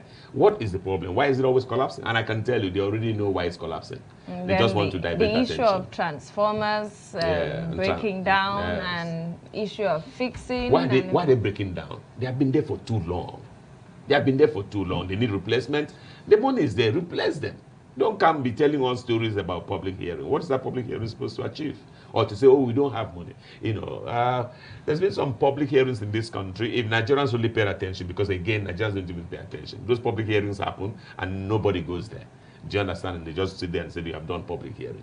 If Nigerians were to hear some of the things that come out of public hearings, they may even lose hope in this country.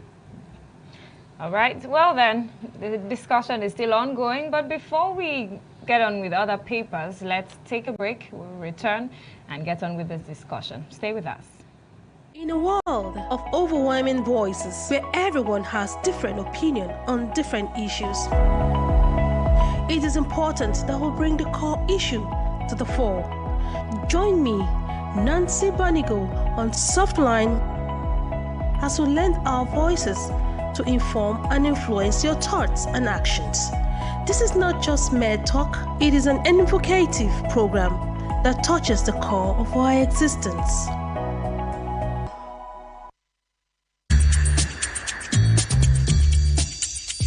No matter wetin I see, enough fit make mouth heavy to talk am.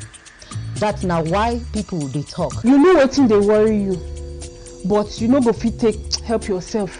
In this kind of situation now, what if they really no talk to una? Wetin be the way forward? They go bury our chairman on Thursday. We go remain here. Make we talk good where we dey see good, and where we know say we no dey see good, make we also dey talk am. No woman, no mother deserve to know the grave of his child. The bank manager, the bank executive, they are the one the government should first face. People They Talk, the show on Monday to Friday by 5 p.m. on top ADBN TV. Welcome back to Morning Express on ADBN TV. Yes, now to New Telegraph. Of course, we still have our reviewer in the studio, Parawa Michael Bush. And we will begin with the no deadline on circulation of old Naira notes, says CBN. The writer says as Supreme Court order extending use of old Naira notes indefinitely subsists, debunks reports that old Naira notes will cease to be legal tender on December 31. We still use it. There must be a way for this country to get a hold of things like this, of people who do this. You know, this happened, was it yesterday or either 24 hours or 48 hours ago? People would have lost money. And those people, that was the intention. People will rush and just either give away that money or just do stuff with it and all of that. You know, some people can even go to somebody who has so much of it and say, oh, will you buy, will you sell, and all of that. Government must make sure people do not use the media to their own advantage like this. I think it's just a free thing in Nigeria. You know, people just come with stuff and they put it, and then there must be a way to punish this. There must be a way for government to make sure this no longer happens. No, Bush, let's even look at what started this in the first place. I mean, woke up one morning and the media space was awash with news of how the Naira notes would be abandoned and new ones would start circulating. It even pegged a time frame when the old ones would stop being used. To what extent do we blame this on inability to properly coordinate our decision-making mechanisms? Because, I mean, look at it. Why would we be talking about abandoning our Naira notes when, I mean, it has not been properly coordinated? Yeah, and this is not even a problem right now. This is not a national problem as far as I'm concerned. We have bigger problems on the table, you know, to make sure the people are happy, to make sure the people are well fed, to make sure the people can even survive. That's a better problem. That's a more troubling trouble, as it were. And you bring this up now and say, oh, Naira notes, old Naira notes, and all that. So it speaks to what you just mentioned. It's the lack of that. It's the lack of coordination. It's the lack of cohesion in the architecture of government. And I mean, you can't say more than that. You see some selfishness playing out in all this. Does this serve the interests of some people? Absolutely. But that's what I said a moment ago, that this thing is always about a few people here and there. It can be a cabal. It can even be one person just sitting down somewhere and doing this and making sure. Sometimes they do this. If it had not ended up on the front page of a national newspaper, nobody would know. And then, boom, say, oh, but it was published. It was out there. It was a policy and all of that. So, well. But still, this old Naira notes issue, the Matrix paper captures, they said, one of the writers says, all banknotes will continue to remain legal tender indefinitely. Reps contradict Supreme Court, ask CBN to phase out old Naira notes by December. Very good. You cannot contradict the Supreme Court. The Supreme Court is in fact, the Supreme Court, that's the only thing standing in this country if every other thing fails. Oh. That's why we always pray and hope and beg that Supreme Court should make no mistakes, you know. Once the Supreme Court has given its say-so on any matter, not even the president, let alone the House of Reps, can counter it. Unfortunately, you know. So we would honor the voice of the Supreme Court, even if it's just a silent, how do I say, even if it was just a whisper, we would ignore the shouts of the House of Representatives every time they come into conflict. All right, let's also look at Vanguard. Vanguard brings in a different thing entirely. It says federal government sets up 46-man committee to review obsolete laws. Now, we have laws, which is obsolete here. Yeah, there are many. There are many, even in these states, even in Akwa Ibom state laws, even local government, even my Uruan local government laws. There are many laws. For instance, there were laws done. Akwa Ibom was created on the 23rd, right? 23rd yes. of September in 1987. If any law was done, when was the earliest? In the early 90s, when we had the first House of Assembly.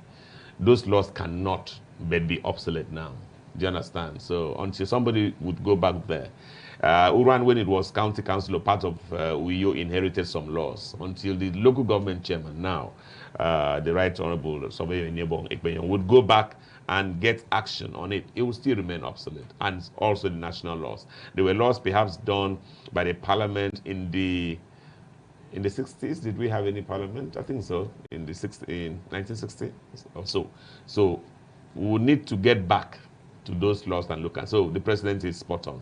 How feasible yes. is the implementation of this? Because we'll come up with recommendations. And you send it to the National Assembly, send it to the Senate. Yeah. Now, year in, year out, we have recommendations, reports. I agree. And we always set up committees. Yes. But the issue has always been implementation. Absolutely. And sometimes it gets on for a very long time, and when they say justice delayed, it's justice like justice denied. Yes. So, do you think we're really ready for this review? I don't think so, Jennifer, and I know what you want to say, but so I can help you amplify that by saying, "Oh, President Bola Ahmed Tinubu." Jennifer is saying, please, rather than setting up more committees to handle this stuff, just set up one committee to handle implementation and we'll all go home. Okay. Well, I didn't say that. That's just what we want to see. We want to see implementation, Mr. President, yes. Okay. All right, then. Still on Vanguard, just on the thefts beneath, it says here, Tinubu laments as Nigeria spends $1.5 billion on dairy import. $1.5 billion. See what I will make. You know, it goes back to the discussion we're having, I think, at the stages of the program. When I said, circulate that money more in Nigeria. Imagine if we were able to get this sector to handle, even in one state, in two states, in some of the regions of this country, to just handle this, and we do not have to import. We even handle it so well at home here that we can even export. Just imagine what that would do for our economy. Well, the agri sector. Yes, sure. Now, people are going into farming. Yeah, but they're not doing it. They are doing it at the subsistence level. We're not doing it enough Okay. So who is that big farmer in Akwa Ibom that is feeding Akwa Ibom? They exist, but we don't know them. Because they don't have that much support to do it like that. Yes, I know that the Akwa Ibom State government, this governor, Pastor Moino, with even the commissioner for agri, they're very agri-friendly, very agri-minded, but we like to see results. We like to see bigger, we like to see farmers being empowered to become bigger, supply food to Akwa Ibom, go to Abia, go to Rivers, go to the north, go to the southwest, go to the southeast, and, so that's just what we want to see. The federal government should work like that. That's what I mean, conscious empowerment. Do you understand? Look at the ground, pick some of these farmers. There are big farmers in this state, in this country. Empower them, support them, even on a loan basis. Do you understand? We will give you money, do this. Later, give the money back to government and all of that. But I think curious, Power Bush. Yes. Why is it that it seems as if our agricultural sector is not attractive to the youths? Because, I mean, it is really a lucrative venture if properly implemented and targeted. That's a very good question, and I'll tell you why it's not attractive. Because everything is done with the hands. There's a struggle. Young people like to do things digitally. So if you digitalize the agri sector, the young people will go there, and it's very easy in this day of technology to bring in technology and help farming, help agri endeavors and all of that. And that's just what government needs to do. Make it, remove from the Stone Age. We're still doing it the Stone Age way. You still have to go and be watering plants, rather than do, even Egyptians, back in time, they taught us irrigation. Why is it not easy to emulate that? So we should make sure you cut less of the unattractiveness, the Neanderthalness, the way it was done in the past. Once you can make it look like a white-collar job, like people should just dress up well, go to the farms and do that, and then have machines, have tractors. Everybody wants to do Let's say we did not even have this oil. That is the craze now. And let's even imagine that we will soon not have oil. Okay. Because it's a possibility. Of course. So would we have tapped more into our agricultural sector? Too much. Because we have much of arable land that we are not even using. Sure. Well, if we're going back in time, Nigeria used to thrive on agriculture. And in fact, I still talk about the regional areas in the country. Every region had its agricultural produce, which the country was making money from. In fact, I remember back in the days, go to some villages here in Akwa Ibom, you'd see them making kernel to sell, in bags to sell. What really happened? How did all of that go extinct all of a sudden? Too much money became available. You would see that as he said, as Xavier was asking, the few young people would stay in the farms, yes, and then they become very dirty, and then they come out still nothing to show for it. But there will be a young guy who is even barely educated, becomes a PA to the PA to the SA to the politician, who is doing better, building bigger houses in his home, riding better cars, even pursuing better women. Do you understand? And then the other young person will say, what am I wasting time? I want to join politics. So that's how we lost that whole creative, if you like, sector of our economy. It's not creative as in the other ones with acting and all of that. But people got really busy in the villages. They produce palm oil, they produce palm kernel. Now it's almost dead. And even the small people are still doing it. Others just come from the neighborhood, from neighboring states, and at little or nothing, and then take it and sell and make all the profit. So something is still wrong. And I like to, at this point, thank Governor Umar Basieno for declaring, I think, two Fridays a week. Is today one of them? Yeah, 2 Fridays in a month. Okay, so, yeah, but are we taking advantage? Because a couple of people, that's the next question I wanted to ask you. How are people using these 3 days? Yes. Some people would even stay back at home and rest. They consider it a holiday. But this is a holiday. It's a farm holiday. So that is the bigger part of the problem, to show you that it's not just about the authorities. It's not just about government. It's also about the people. There is a big disconnect between the people of this country and our governments. across all levels. While the governments may be working, sometimes they are doing things to help us, we are wondering what it is about. And because it's not directly affecting us, influencing us immediately, we're not seeing instant gratification. We're saying, oh. Don't you think it's because there's been trust issues Absolutely. over years? I believe so. I don't think so. I believe so. Yes, there's great trust deficit between the governments of this country and the peoples of this country across the various strata of government. And I'll tell you, government themselves and the people themselves must also start to rework, because we are losing. We are losing. The government's losing, the people losing. We need to start working to come back to the same page. Okay. Well then, on the same page now, maybe another page. The Guardian, we have another page on the Guardian. Guardian here, I'd like us to look at the issue of Lagos, Ogun urge residents of low-lying areas to relocate over water release from Oyan Dam.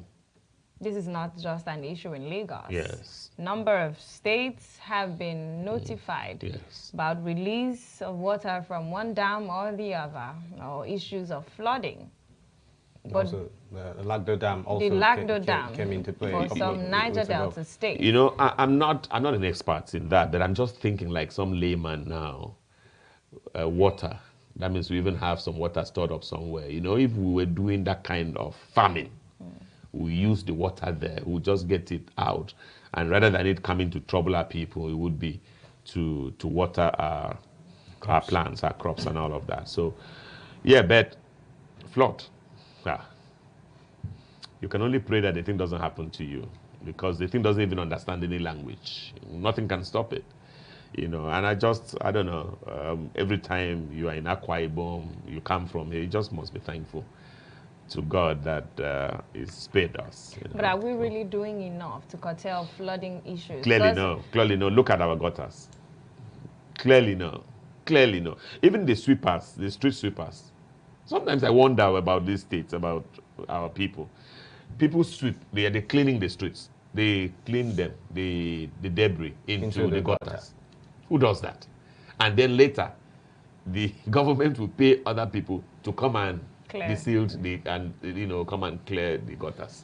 What kind of country is this? Is a job description not clearly spelled out? Because I mean, it doesn't cover taking care of the gutters too, depending on the length of wherever you've been designated to sweep. Absolutely. So the question also is, when I sweep, where do I dump the refuse?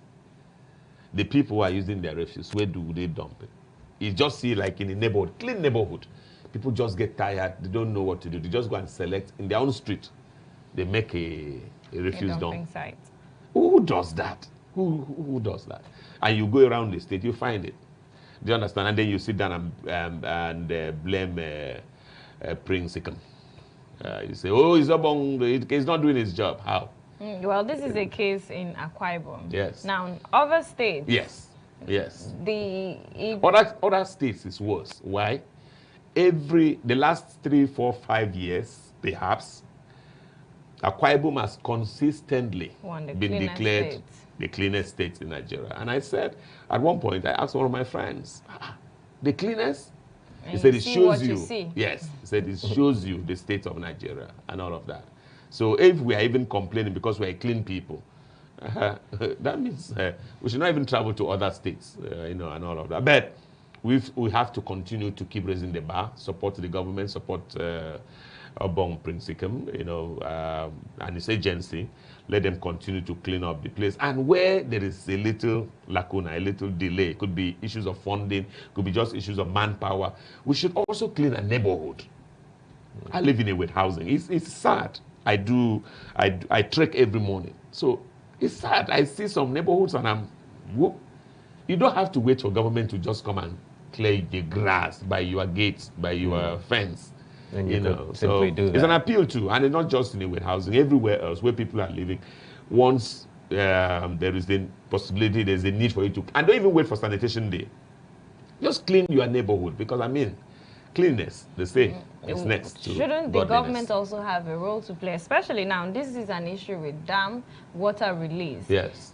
The Cameroon and Nigeria relationship. Sure. Shouldn't the government step in? You can bet. But that's government speaking. You can bet the government is doing its own.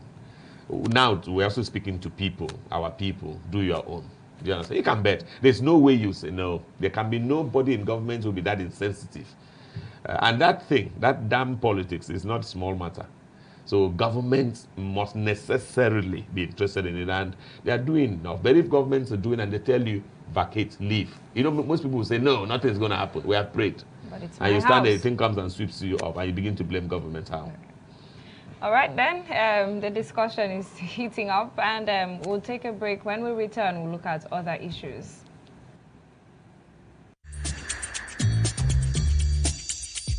No matter wetin I see, enough fit make mouth heavy to talk am.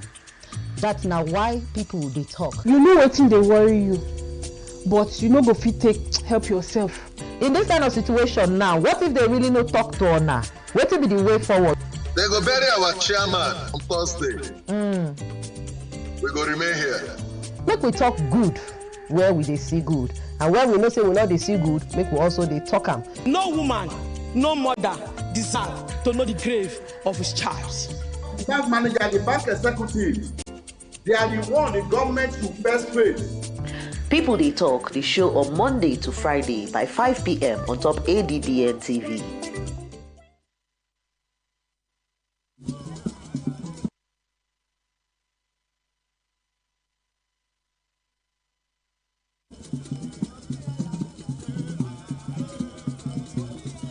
Cross River State welcomed a host of political leaders last weekend.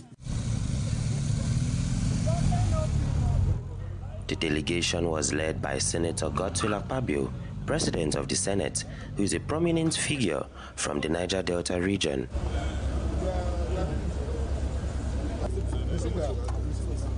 His visit was to attend a special reunion event celebrating the 1987 law class of UNICAL and for potential partnerships with Cross River State government. On a courtesy visit to Governor Basio II, Senate President Godswill Akpabio noted that the partnership with the federal government is aimed at enhancing infrastructure for the Niger Delta. I am here, even from the federal government perspective, to reassure you. I've always done that we are there to support you to turn this state around for the good of the nation. I've been told that even right now that most of the places are terribly dilapidated. I remember we had the biggest library in the country when I was a student so many years ago, but they said that place is now totally dilapidated. The infrastructural maintenance has almost been zero. Of course, nation building is a process. It is not an event. So we are all in it together. Thank you for the opportunity you've given us to pay this respect to you. There is no way we could have come into your state and your capital, no matter where, without coming to pay respect to you. In response, Governor Basio II acknowledged Senator Akpabio's significant contributions to both the Niger Delta and the nation, assuring that his administration will foster a season of sweetness for the people of Cross River State. What you are going to do, I want to assure you that Cross River State is going to partner with you. I'm happy he has said that as they enter the institution and come out, it's not going to be the same again. We look at what they will do, and Cross River State will also partner and add to whatever they are going to do. So that this is going to ignite that spirit of alma mater in all the other years to also come up with events like this. Because if they do, and do one thing or two in the university, not too long, we'll have a brand new modern university in place. So the Senate President, I'm happy with your very crowded schedule, particularly at these very difficult times. You're able to honor them and come out to also join with your colleagues. If there's anything, UNICAL has produced some of the greats that you have in all aspects of life. And I'm even more proud when they've distinguished themselves in whatever position which they find themselves. Speaking with journalists at Cross River State Government House following his visit with Governor Otu, Senate President Akpabio also reiterated President Bola Ahmed Tinubu's commitment to improving infrastructure throughout the Niger Delta and Nigeria as a whole. We put the Minister of Works on the line, and he outlined the plans he has in the 2025 budget to take care of those two major roads. So Cross River State will not be cut off. Aquarium is already cut off. We are using the water now because that Calabaiti road is the only link that we have from here. And so our people are not happy that our people are using the waterways. So you can blame past administrations for very poor state of maintenance culture in the country. But this administration is a corrective administration. So I'm assuring you that this visit will turn things around for the better. And those two roads to be visited by the federal government. And the result will be shown in the budget that the president will present. During his visit, Senator Akpabio attended an inaugural lecture for the 1987 Law Class Reunion at the University of Calabar. The keynote speaker, Ambassador Asam Assam, discussed local government autonomy and the legal implications of the recent Supreme Court judgment, emphasizing its importance for financial accountability in the country. That there was no scintilla of evidence, however tenuous, to support the claim in the Supreme Court of, I quote, the unbridled and unrestricted discretion of the state to operate the state local government joint account, whimsically, and to the disadvantage of democratically elected local government councils, rather than for the greater benefit of the council. The governor, represented by Deputy Governor Honorable Peter Ode, along with Vice Chancellor Professor Florence Obi, reaffirmed their commitment to enhancing education in the state. Come here to say today is to say that he stands with his brother, Senator Godswill Akpabio, the President of the Senate, and other members who graduated in this institution, the 87 class of law students, that is happy with the progress that you have done. In the last 4 years of our university under my watch as Vice Chancellor, we have made tremendous efforts and recorded some great achievements in the direction of repositioning the university for greater efficiency. Senator Akpabio also launched a donation of books to current law faculty students and underscored the 10th Senate's ongoing commitment to sectoral reforms in Nigeria. To put the right aspect in place.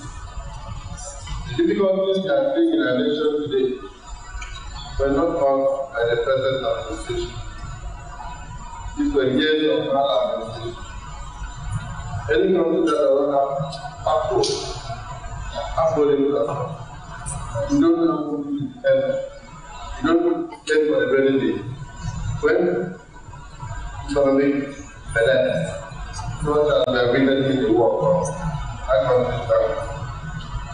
But the good news is that under President Bola Ahmed, we have hope for you. And it's a great life at the end of the process. Following the lecture, a dinner and awards night celebrated the achievements of the 1987 Unical Law class, including honoring Senator Godswill Akpabio. You is by your peers. They have known you since the beginning, they know you now. And if they say you deserve it, then you deserve it. Let's give His Excellency a round of applause, please. Congratulations, I want to say that it's been a great reunion. It's the beginning of great things to come. I'll find time to also host you in Abuja. But above all, I want to thank my colleagues for the honor done to the class of 87 by coming in their large number and even coming to sleep in the land of Calabar. To conclude his visit, Senator Akpabio attended a reunion Thanksgiving service at the Chapel of Redemption, where he encouraged students to excel in their studies and expressed gratitude to the university's governing council for their efforts in fostering institutional growth. My time will come. Can you shout, my time will come? In Jesus' name. So you come and you'll be greater than us. We started like you. What you have now, we never had it. I was telling my Lord that sometimes when we had no meal in a day and we operated 000, and that if we had a place like this, we would have rushed here. In between prayers, we would tell the chaplain, please sir, I have not yet eaten. And there is no way, and food wasn't something, it wasn't too costly then. It used to be 50 kobo. 50 kobo. So at least he would have afforded us one ticket of 50 kobo. And then we'll go and eat. So this is a wonderful thing that has happened in the university. And my prayer is that this will continue to bring God into the lives of Nigerians in Jesus' name. So, Vice Chancellor Professor Florence Obi urged students to follow the legacy set by Senator Akpabio. I want to say that as a person, I am humble having them here. And I think each and every one of us should learn the lesson of humility in His Excellency, the Senate President. Many of us, when we get to the top echelon of our career and our vocation, we have to want to relate with our colleagues who are less privileged like us. After the service, the Senate President toured various facilities at the university, promising additional support to enhance academic and infrastructural standards. Senator Akpabio's visit reflects the Tinubu administration's commitment to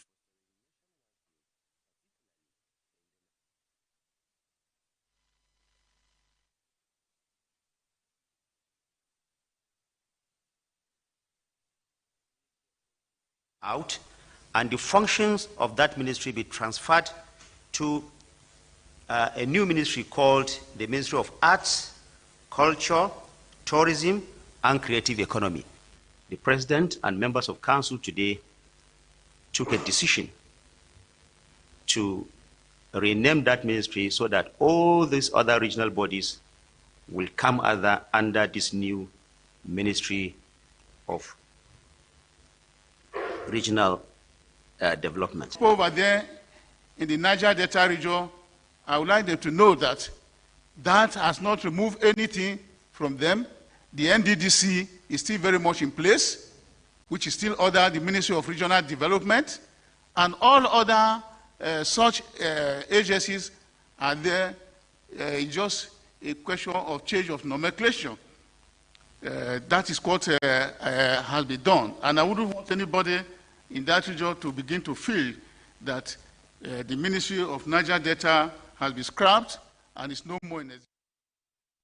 Welcome back, and it's still Morning Express on ADBN TV. Of course, the matter for discussion is on policy compliance, and we understand that there has been a number of policies read out in different sectors: financial, educational, in the agricultural sector. Every sector, we've had different policies. But the question has always been, what did we get it wrong? Why are we still where we are? If I would take you back a bit, a number of years ago when we had the Vision 2020, the plan was to eradicate poverty at the time, at 2020, and where Nigeria will be listed among the top 20 countries that is financially stable. But where are we at this point? If we look at the world rating, Nigeria still falls among 50-something, 53, when it comes to GDP. So the question is, we've had policies over these years, policies to eradicate poverty, the MDGs, which eventually became the SDGs. We've had those policies, financial policies, taxing, and all whatnot. How come we are still not where we are supposed to be? Well, we have in the studio to also discuss this issue of still Akparawa Michael Bush. Very nice to still be here. Yes. Very nice. Yeah, we were just discussing or looking at poverty, and I remember that most of our politicians who seek public office, they come to make themselves rich. They do not come to alleviate, let alone eradicate poverty. I think the people should know that, and that's why we have, I think it's even getting worse. You said many years ago, and that's so true. They said they were coming to eradicate poverty. You know, at some point they used alleviate, and we even felt, okay, that would be little to do. But we see where we are. They have made things worse because they have tended to only help themselves and allow the people to steal. But we've had policies to make this work. In fact, such as which one? Which policies? Way to make them work, and why didn't they work? You know, and you also remember there was a time when they said, "Oh, health for all" by the year 2000. It's been 25 years after that. You know, there's no health for all. You know, so these people, they just mouth these things, give you distractions, perhaps sometimes give you hope. And Nigerians must get back. That's the way out of this quagmire, the way out of this cul-de-sac. Nigerians must get back to the drawing boards during elections. Who do you hire? The leadership recruitment process of this country is at the very foundation of our crisis. If we want to resolve things, let's get back to it. And let's don't elect, you know, when it comes to elections, oh, he wants to be governor. He doesn't have money. How can you say that? What do you need the money for? Oh, he wants to be this. Who does he know? Must you know somebody? Let the people just rally around the man they want for councillor, the man they want for supervisor, the man they want for governor, the man they want for senator, the man they want for president. And this country would fix itself. Is that even possible when we look at some parties, when buying party forms and tickets, humongous amount of money? That's the beautiful thing you have raised, you know. The other question they would ask, is it even possible when people rig themselves into office? If Nigerians do not want you as their leader, you can't even rig yourself into office. You rig yourself, they announce you, they do this, but you don't take the office. Do you understand? How are Nigerians even empowered enough to know that they have a will of their own? If nobody empowers you, empower yourself. If you're waiting to be empowered, these people are never going to empower you. Okay, so who's going to empower you? The man that you want to fight against, the man that you want to dispossess of the things he has taken from you. He can never, you know, empower you. Do you see a pattern here, Barawabu? Yes, great. Where the people have been subjected, absolutely, or put at a particular point where they are, should I say, voiceless? Yes, because the powers that be have weaponized poverty. They have turned poverty into a weapon, and so you are even looking for food. So you don't, but leave them, just do their thing, leave them. Because we are so poor. But if you also realize that now it's not about me, it's about my child, it's my future generations, my children's children. So you've got to stand up. Is there any hunger that is worse than the situation we found ourselves recently? And isn't this motivation enough for any Nigerian listening or watching us right now to decide to do the right thing when the time comes? And that's just it. We've got to, they have pushed us. We've been pushed to the wall. There's no way to be pushed again. But then, so come forward. You've really been talking so much about the election process. Yes. Going to polling but everything is there. Now, going to the polling units, we've had stories of people accepting money for their vote. It's the people. It's not the government who accepts money. It's the people. So, don't you think that there has to be some regulation with regards to, in fact, we have those regulations. Absolutely. Those are the policies we're talking about. Yeah, those are that the have policies, not been implemented. But the issue has always been on implementation. The people. The people. Okay, so who's supposed to implement the laws? The people. See, the guy that is coming with money, the guy that has money is in government. So it's the government that have the money. They're the ones bringing the money. So what, you think that they would bring the money and then they would implement stopping you from receiving the money? It's the people to stand up. Even if you took the money, knowing it's your commonwealth, you still do the right thing. So the people should get up and help themselves. Otherwise, you know, Governor Omoeno, recently in a government function, he said, that is just tired though, of even the people. That today, they would say, oh, these people are not doing us well. These people are not doing us well. Tomorrow, the people come for election. The same you that was saying, they're not doing well, then you vote them again. So that's the vicious cycle. And the people themselves must get up from this slumber. I don't know. Do you see a certain spirit that governs the electoral process when it's time for elections, as if there's a veil that is put on your ability to articulate? We're spiritual people, Nigerians. Okay. And you use the right word, spirits. So Perhaps this is a spiritual problem we have. But we're praying enough. So okay, we need deliverance, you know. Maybe all of our fathers of faith can help us out. But let's look at other aspects now. Yeah, for instance, the petrol pricing, the gas issue. Now, just recently, the Minister of State Resources, Gas, had banned That's a bong had banned the importation or the exportation of gas in the country, just so we can meet domestic use demand. Yeah. Now, we see this. Is this supposed to in any way help beat down the prices? As at yesterday, gas was sold at 1,450 naira per kilogram. And this is something we produce. Yes. I still remember when we were buying the product below 300 naira. Yes, yes. 200. In fact, I remember. you just feel a 3 kg for 1,000 naira, and you just walk but you know away. stuff. Even when we bought at 200 naira a kg, we still said it was expensive. It was expensive. We're still crying. And look at the over 1,200 naira. So you know, I don't know. I think it's just human beings. It's just we've just been human beings. And then the idea of don't import. Don't import doesn't mean that there's not going to be importation. The fact that the honourable minister has banned doesn't mean that there's not going to be importation. It just means that importing is going to be more expensive. Okay. Do you understand? Because I mean, we're Nigerians. They're going to create ways. They're going to look for all sorts of illegal ways of taking out the products from this country and all of that. But essentially, to your question, what the minister has directed is supposed to help bring down the price regime of gas in Nigeria. Whether it happens, because in Nigeria, things always go up. Nothing ever comes down. The law of gravity never Yes, gets here. no, not in Nigeria. Okay.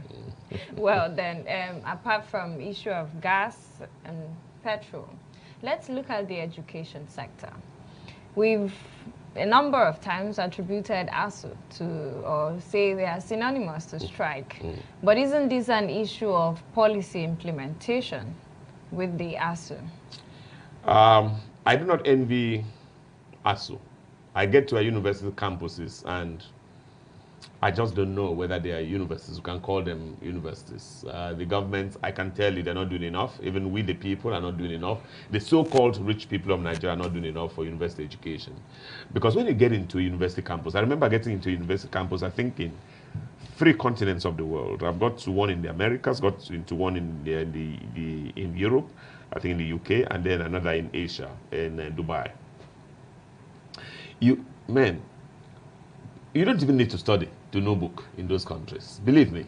Believe me. So education is simplified in such a way that... Mainly, you see, even just the campus, the university campus is just, okay, this is university. Believe me. There's nothing like it.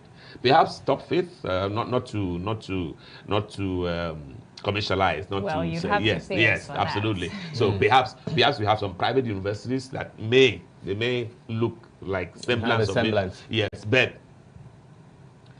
we have to really get down and help university education in Nigeria. It's really that issue of curriculum. Yes. Very recently, the minister, before he was removed from office, Tahiru Mamman, had approved a review of the curriculum to bring in makeup, bring in fashion into the Nigerian education system. These are to be taught in schools now. Now, we used to have the complaint that our curriculum isn't meeting the global standard. Absolutely. And with this introduction, yes. people are hopeful that perhaps we're about to change the fortune of the young people. Yes, yes. But then, implementation again. Absolutely, absolutely. How many years will it take us to implement this? Yeah, I don't know. I think that it's a good thing that private citizens of Nigeria are coming up with new universities and colleges and all of that. They can even begin to show the way. In fact, I even think I have ideas about a better kind of school setup. Everything depends on talent. Just train the children. Instead of teaching them the parts of a butterfly, the part of a bee, except they want to do something about animals or bees. Don't teach all of us about butterflies, about bees, about this. Let people just come with what they can do. Train them about talent development. Train them about business ideas. Train them about leadership. Train them about the ability to speak. Once anybody is trained in those 4 core areas, they cannot fail. And that is where the Nigerian educational system, especially a tertiary educational system, has a big care leg. Yeah. Where do you think the role of parents come into play here? Because once a child is born, you as a parent, you understand that you're able to detect the potentials of this child by the things they do and how they react to events around them. Now, to what extent can the issue of discovering talents be initiated from the home? Yes. So that even before we're talking about heading to higher institutions, you already understand that the path has been properly carved. That's another great question, Xavier. I'll tell you. Parents should remove themselves, Jennifer, from the equation. Remove yourself. You know, parents want medical doctors. So even if the child is not good at mathematics, you must do it. Parents want lawyers. So even if the child were not good at literature, you are forcing them. I think parents should just remove themselves and be courageous, be loving enough to just watch their children mature. And the moment they mature to a certain stage, it's just easy to know this one wants to be a lawyer. You allow them. Wants to be a medical doctor, you allow them. Wants to be nothing, you allow them. Okay, yes, to be nothing. Yes, you can allow them to be nothing, and then they make more money than lawyers and doctors combined. When you say nothing, what do you mean? Okay, they want to do music. They want to do talent. They want to do football. They want to do, you know, for instance, one of the, I don't regret my life, but one of the small, tiniest, distant regrets of my life is that I didn't play professional football. I played so much football in Cameroon, but every time I came home, my father would beat me, and my results were good. He said, who has ever profited from football? Who has ever? And then I look at today. With all the books that I have in my head, I haven't made, you know, the kind of money that a footballer would just make in 1 week and all of that. So parents should allow their children to be themselves and just prayerfully, consciously guide them. Well, since we're still dwelling on the issue of education and policy formulations by government, what comes to mind is one of the lofty initiatives of government, which is, of course, this school student loan. This has been a topical issue over time, and the issue of how the students are going to obtain this loan, the duration for payments, and the bureaucratic bottlenecks that come into play in all of this. Now, to what extent do you think that the student loans as an initiative would be impactful or beneficial to the Nigerian educational system? As a Nigerian who has lived in this country, at least I'm 53 now, but I've lived here at least the last 32 years, you can only hope and pray. That's the only thing. And then, I mean, you hope and believe that not one single Nigerian will sit there and ask the child to give them money before they would process their loans. Or that when you get the loan, you would also give me something. Do you understand? You just will hope and pray and get optimistic about that. But, I mean, this is Nigeria. The powers that be should work at the possibility, should work to ensure nobody is giving that money to non-students. Because it's still possible in this country. They call a non-student, apply, take the money, 50-50. We go home and all of that. As long as the person that is involved in the circulation is somebody that can do that. Absolutely. So it's just to hope and pray. You know, I've seen enough. I've known enough in this country. I cannot speak authoritatively otherwise and pretend that everything is okay, because everything is not okay.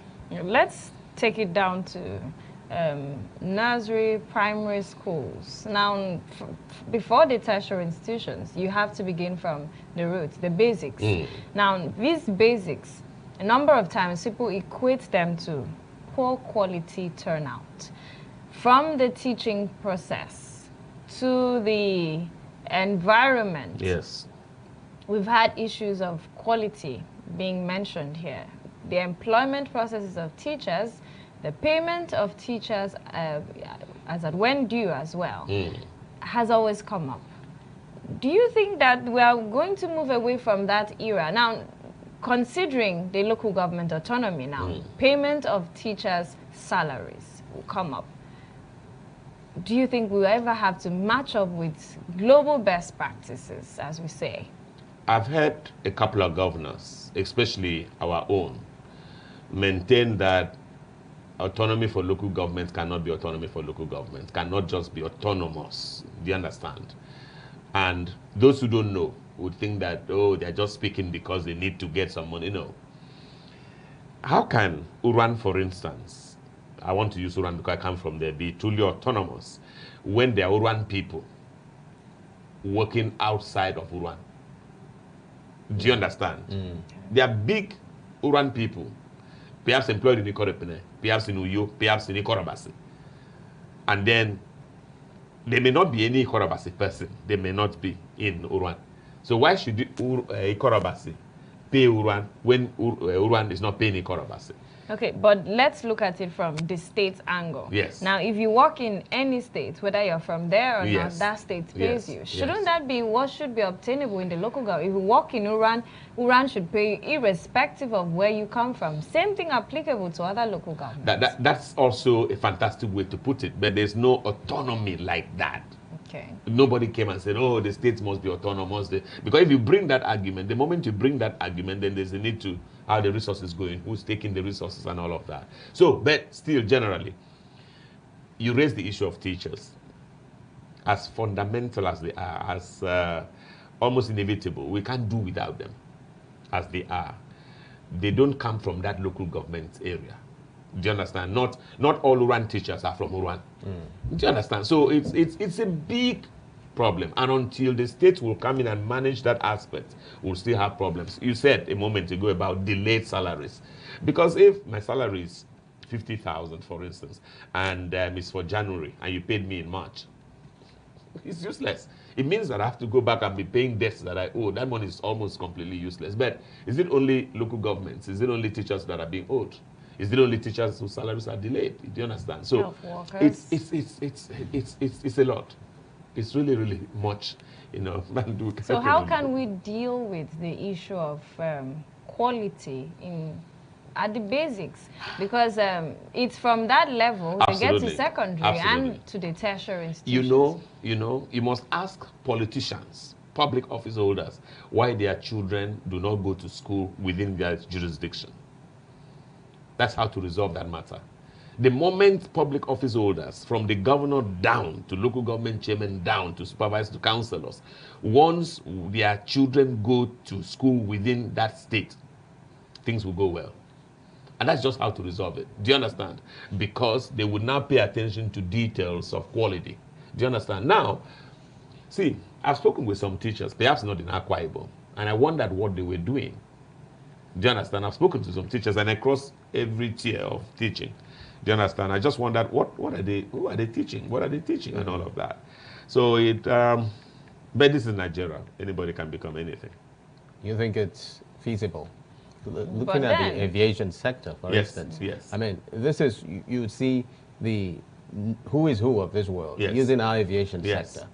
Do you think that if this is applied to other sectors, yes, for instance, health, education, things would work. We talked about things would work. Transportation. Yes, things would work. But how do you make a law to stop the president or the governor or anybody who can afford it from going abroad to seek medical attention? How do you make that kind of law?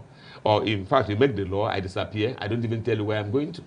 Do you understand? So the moment we can get everyone to live and die in Nigeria, as it were, Nigeria will get working. But if I can escape from Nigeria when things are going south, then, I mean, Nigeria can fail. I'll bring in this case of Yahaya Bello. Yes. Where he put his child in a public school. With our money. Yes. Yes. Yes. Now, isn't that was supposed to be commendable? But then we had to bring in the issue of the payment of fees. What is commendable? What is commendable? You're talking about issues with those in offices not allowing their children to go abroad. But where did Yahaya Bello's children go? Which university? Well, a private university, right?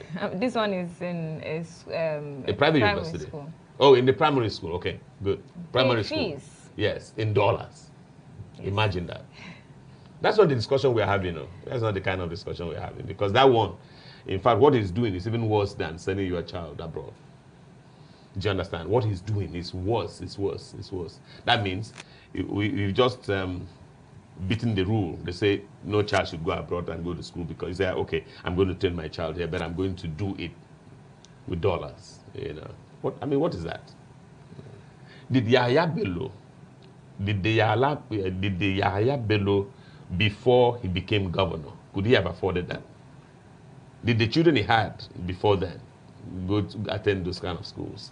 So it's just the hypocrisy, the pretense, the wickedness of our public office holders. Yes, you know, it's some, and people are laughing about it. Even paid the school fees in anticipation. Yes. That the money was so much that he said, okay, because I'm not sure of tomorrow, take this one. Just quickly deposit this one. Have you heard?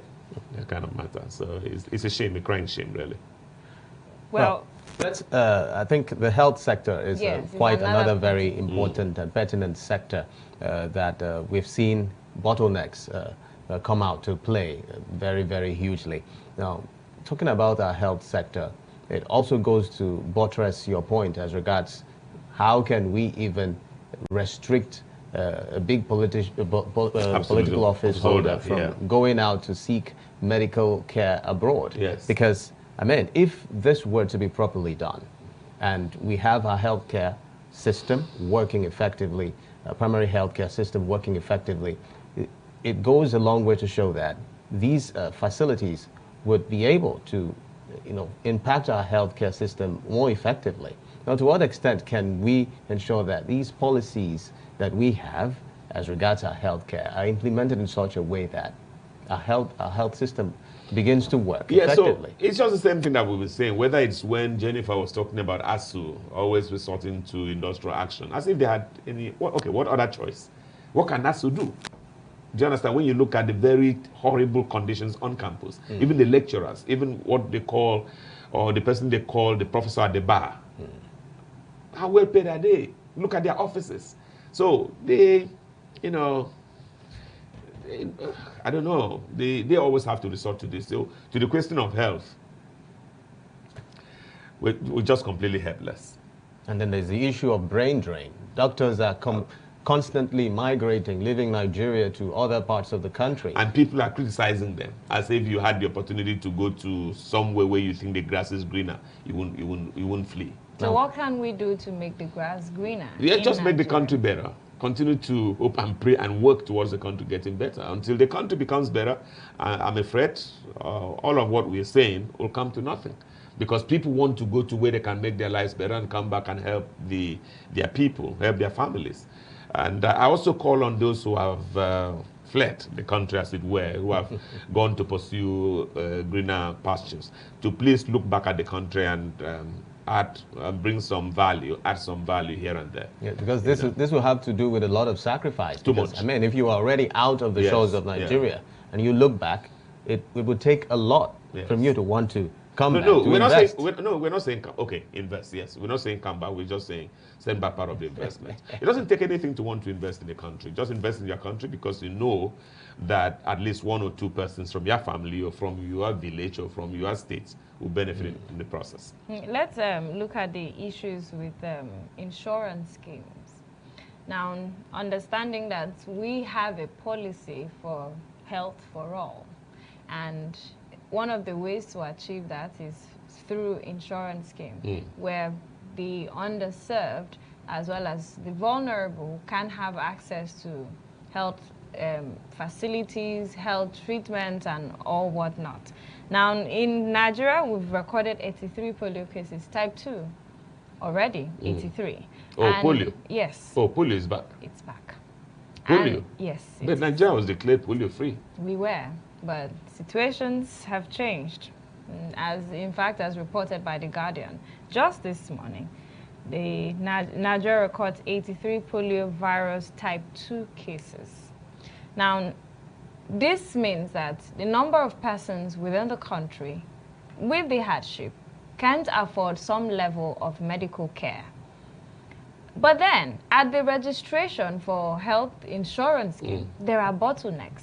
people seated at those points who should know people that know people before you can get access. How will we ever get above such situations? Technology. Because now there is a policy to cater for the people. But this policy is not being implemented as it should be for the people because of these bottlenecks.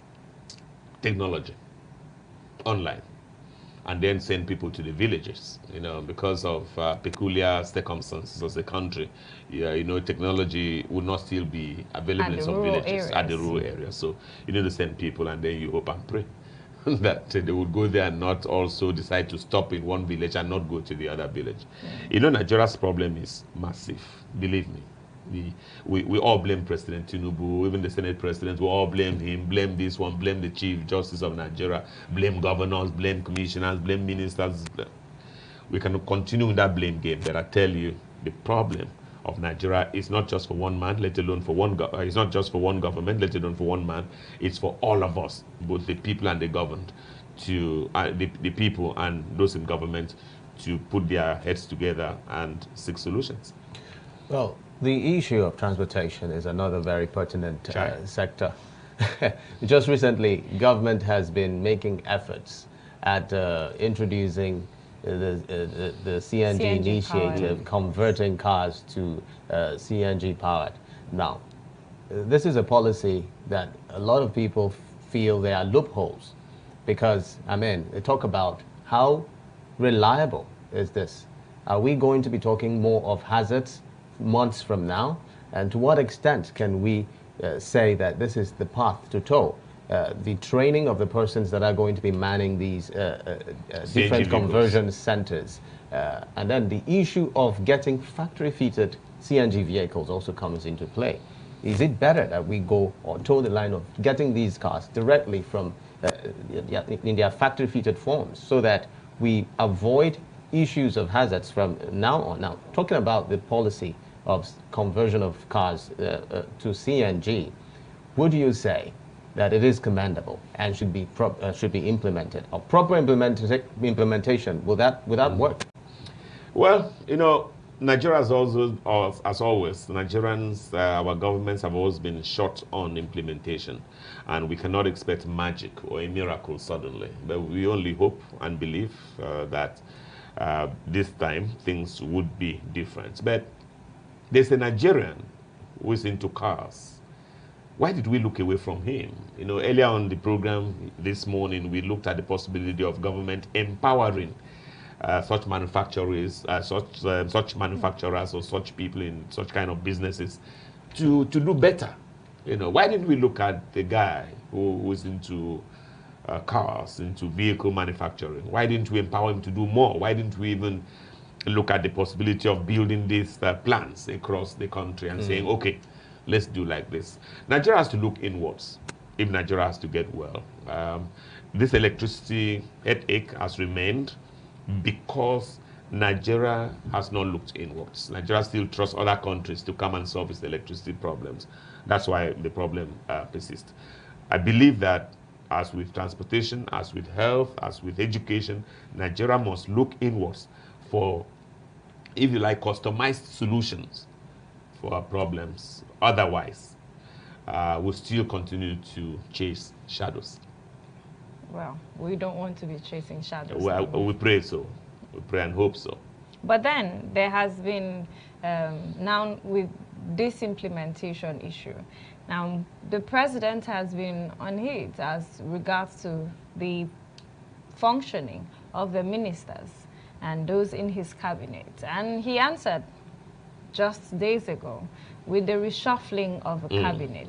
And now more questions have come as to why take out these persons? Why sack these ones and not sack these ones? Will Nigerians ever be satisfied? That's the thing. That's the thing. Once you elect a leader, allow him be the leader and ask him questions either in the build-up to elections or on election day. Stop, you know, if the president had not taken out those persons, they would have said, why did you not take out that person? You know, and all of that. He's the president. He knows. He looks at this team. He's the one we elected. We didn't elect ourselves. So let's trust him Let's trust our governors. Let's trust all the people we've elected, even senators, House of Reps members, House of Assembly members, councillors, the people we elected, local government chairmen. Let's trust them and let's just wait for them. But you're talking about trust now. Yes, sure. After you had faulted how they were elected into office. Absolutely. Yes, yes. But with the fact that I faulted how they were elected, and you yourself faulted, everybody's faulted. Even they themselves fault how they were elected. People question the processes. Do you understand? There are people who they went into an election, they didn't win, so they only won through the courts. So they faulted. They didn't trust the process. Do you understand? Now, it doesn't mean that because we faulted how they emerged, that they are not in that office. They're still there, and they'll be there for their tenure. So we're just saying we need to trust them enough to say, please, this thing, do it like this, do it like this. And where they have not taken this, we'll wait for them at the polls. That's what I'm saying. Well, let's narrow down the conversation to the persons that have been reintroduced. I mean, look at the humanitarian ministry, for instance. It is now settled that Betta Edu has been set aside and replaced by Uwalda. Now, the conversation still dwells as regards how Betta Edu left that office. And it might seem as though we are not talking about what led to her being suspended anymore. She has simply been removed and another person steps into the office. At what point do we begin to tackle the issues that led to the humanitarian ministry suffering that hiccup that has obviously affected Nigerians who are supposed to benefit from that? It's a great question. It's a great question. But, you know, although I'm saying this on national TV, which I don't think is a good thing, I believe that the presidency, indeed our national government, they have a way of working around some of these things with a view to ensuring that the world or the internet doesn't store up all these negative stories about Nigerian corruption. I just believe that that matter has been sorted out very well by the president, perhaps money refunded or something corrected, and then the way to actually handle it is the lady, Betta Edu, not returning. Although I do not agree, I just felt that we didn't even allow her, we didn't even hear from her, we didn't even understand what happened, and she's been shunted aside. But, so what the president has done is his government. You know, it's not my government. He's gone ahead to say, okay, I'm bringing this person because I know he's been briefed. He knows, he understands everything, he has seen it. Where somebody has been guilty of stuff, that person has been punished. I know. And then, but rather than put that out, you put it out to what end? I think the greater punishment is just, okay, you excuse me. And then Jennifer, you kept saying sack, sack, sack. The presidency has come out to say, no, nobody was sacked. That they were just, that is a word they used, that nobody was sacked. Is there any dignifying word for being asked to stop doing the job you were doing? They said nobody was sacked. They were discharged. Oh, discharged. So next time you're going to speak, say that those ministers were discharged. Okay then. But all these measures are to alleviate hunger, reduce hunger. Alleviate, reduce, eradicate. Eradicate hunger. Okay. We're making progress, even if backward is so. And that leads to the issue with the minimum wage. Now, the implementation process has taken longer than Nigerians had expected. Now, the president had made a declaration. It was for state governments to now implement these measures. Now, it took the labor giving state governments an ultimatum, which is October, to pay the minimum wage. States, governors, some others have not still, even with that, for instance, Bayelsa and Cross River, have not still indicated how much will be paid and when that will begin. These are still policies to better people. And we are not seeing the implementation process as quick as it should be. Why do we always need an ultimatum to get things done? Jennifer, if you ask me, who would I ask? Yeah, well, you're the boss.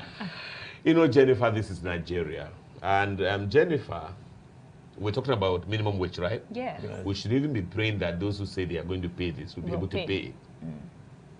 So it's not even, I hope time doesn't come when we are happy that some people didn't say they would pay this. Do you understand? You know, because the burden is huge, even on these governors. There are some governors, they are looking at the figures and they are hoping, okay, tomorrow I'll make that announcement. Let me sleep over it. And they come tomorrow and the thing stays them better and say, no, I can't make that announcement. Let's just hold on. Let's see whether things will improve and all of that. So they are not just holding back because they don't want to. It's just that these monies are unpayable. Some states cannot afford it. Do you understand? Well, we look at monthly allocations from Yes. the federal government, and they're internally generated. You only look at the income. You don't look at, in brackets, the outcome.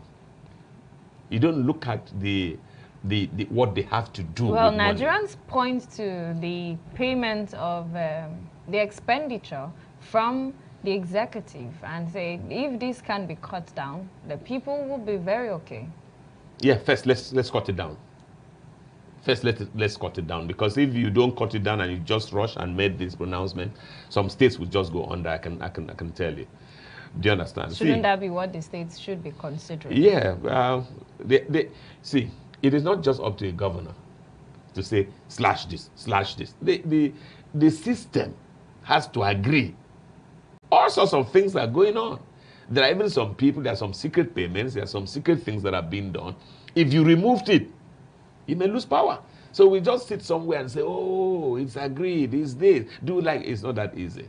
If it were that easy, a man like Olusegun Obasanjo as president would have changed this country like that. But he came in as a military power, even Muhammadu Buhari. He came in. Politics, taught them, gave them their place, So this thing is deeper. It's deeper. It's more than meets the eye. Power Bush, let's look at some of the key policy areas that you feel this administration needs to look into as we begin to wind down. I mean, the economic diversification, the anti-corruption fight, which is supposed to be at the front burner at this time. The fact that we need to re-engineer how we relate to the people of Nigeria and incorporate them to the activities of government. To what extent can making sure that we actualize these lofty key policies affect the outcome of Nigeria's you see, governance all of those issues, you said to what extent, I tell you to all extents, But all of those policies you are discussing now cost money, will cost a fortune to implement. And that is not, now is not the time to pursue such policies. You can do them, you can allow them, because, for as long as I do remember, EFCC has always been there fighting corruption, So we should allow them, let them continue to do what they're doing. But are they doing a good job? Well, I didn't hire them. We didn't hire the chairman of EFCC, so you cannot determine whether they're doing a good job. If you just give me 1 second, I just finished my thought on something that you brought up. Oh, no. Okay, let me get back to the FCC talk. This commissioner is not doing well. That minister is not doing well. That supervisor is not doing well. You did not appoint them. So long as the commissioner remains in office, so long as the minister remains in office, so long as a supervisor remains in office, the person who appointed them, in this case, could be the president, could be the governor, could be the local government chairman, is happy with them. We're talking about the key policy areas and how expensive they are to pursue. Yes. So the whole matter now is about making sure we can alleviate this hunger, we can reduce hunger. Governments must continue to think outside of the box. You can do roads, you can do all the things you are doing. Nobody's interested in that. People just want you to touch their lives in ways that they can at least not die of hunger today. Well, that's the greatest policy, and everyone should look at it now. So, meaning that the pursuance of anti-corruption policies and all whatnot. You can continue to do them, but that's not the center. That's not what we're focusing on now. People just want to live better life, have food to eat and all of that. I'm telling you, this is a greater policy that any government that wants to survive, you can do. See, nobody is going to applaud. Oh, you're building mansions, you're building homes, you're building houses, you're building roads, you're building schools. Nobody's going to really applaud. It's good that you are doing that, but look beyond that and make sure you are also building people. Yes, I didn't want to call it that, but just make sure food is available, that people are doing what they're doing, as we can see in our The matters of food we have food baskets of the nation, yes, which there are complaints about living up to the dream due to security challenges. Yes. Now, we're hampered by some circumstances yes, here, which is a security concern, especially in the north. In fact, even in the south, we have security concerns. How can we, in best ways, address the security issues such that the agricultural sector can thrive? Because we have farmer header crashes here and there. And with the new ministry now, the Ministry of Livestock, we're hopeful that this would address. But then how best should we work towards dealing with issues of the farmer? I have an idea. I've always had this idea, but sometimes you also wait until you have the platform or your own time comes. I believe that the local governments, the state governments, and the federal government should be on the same table. There are 774 local government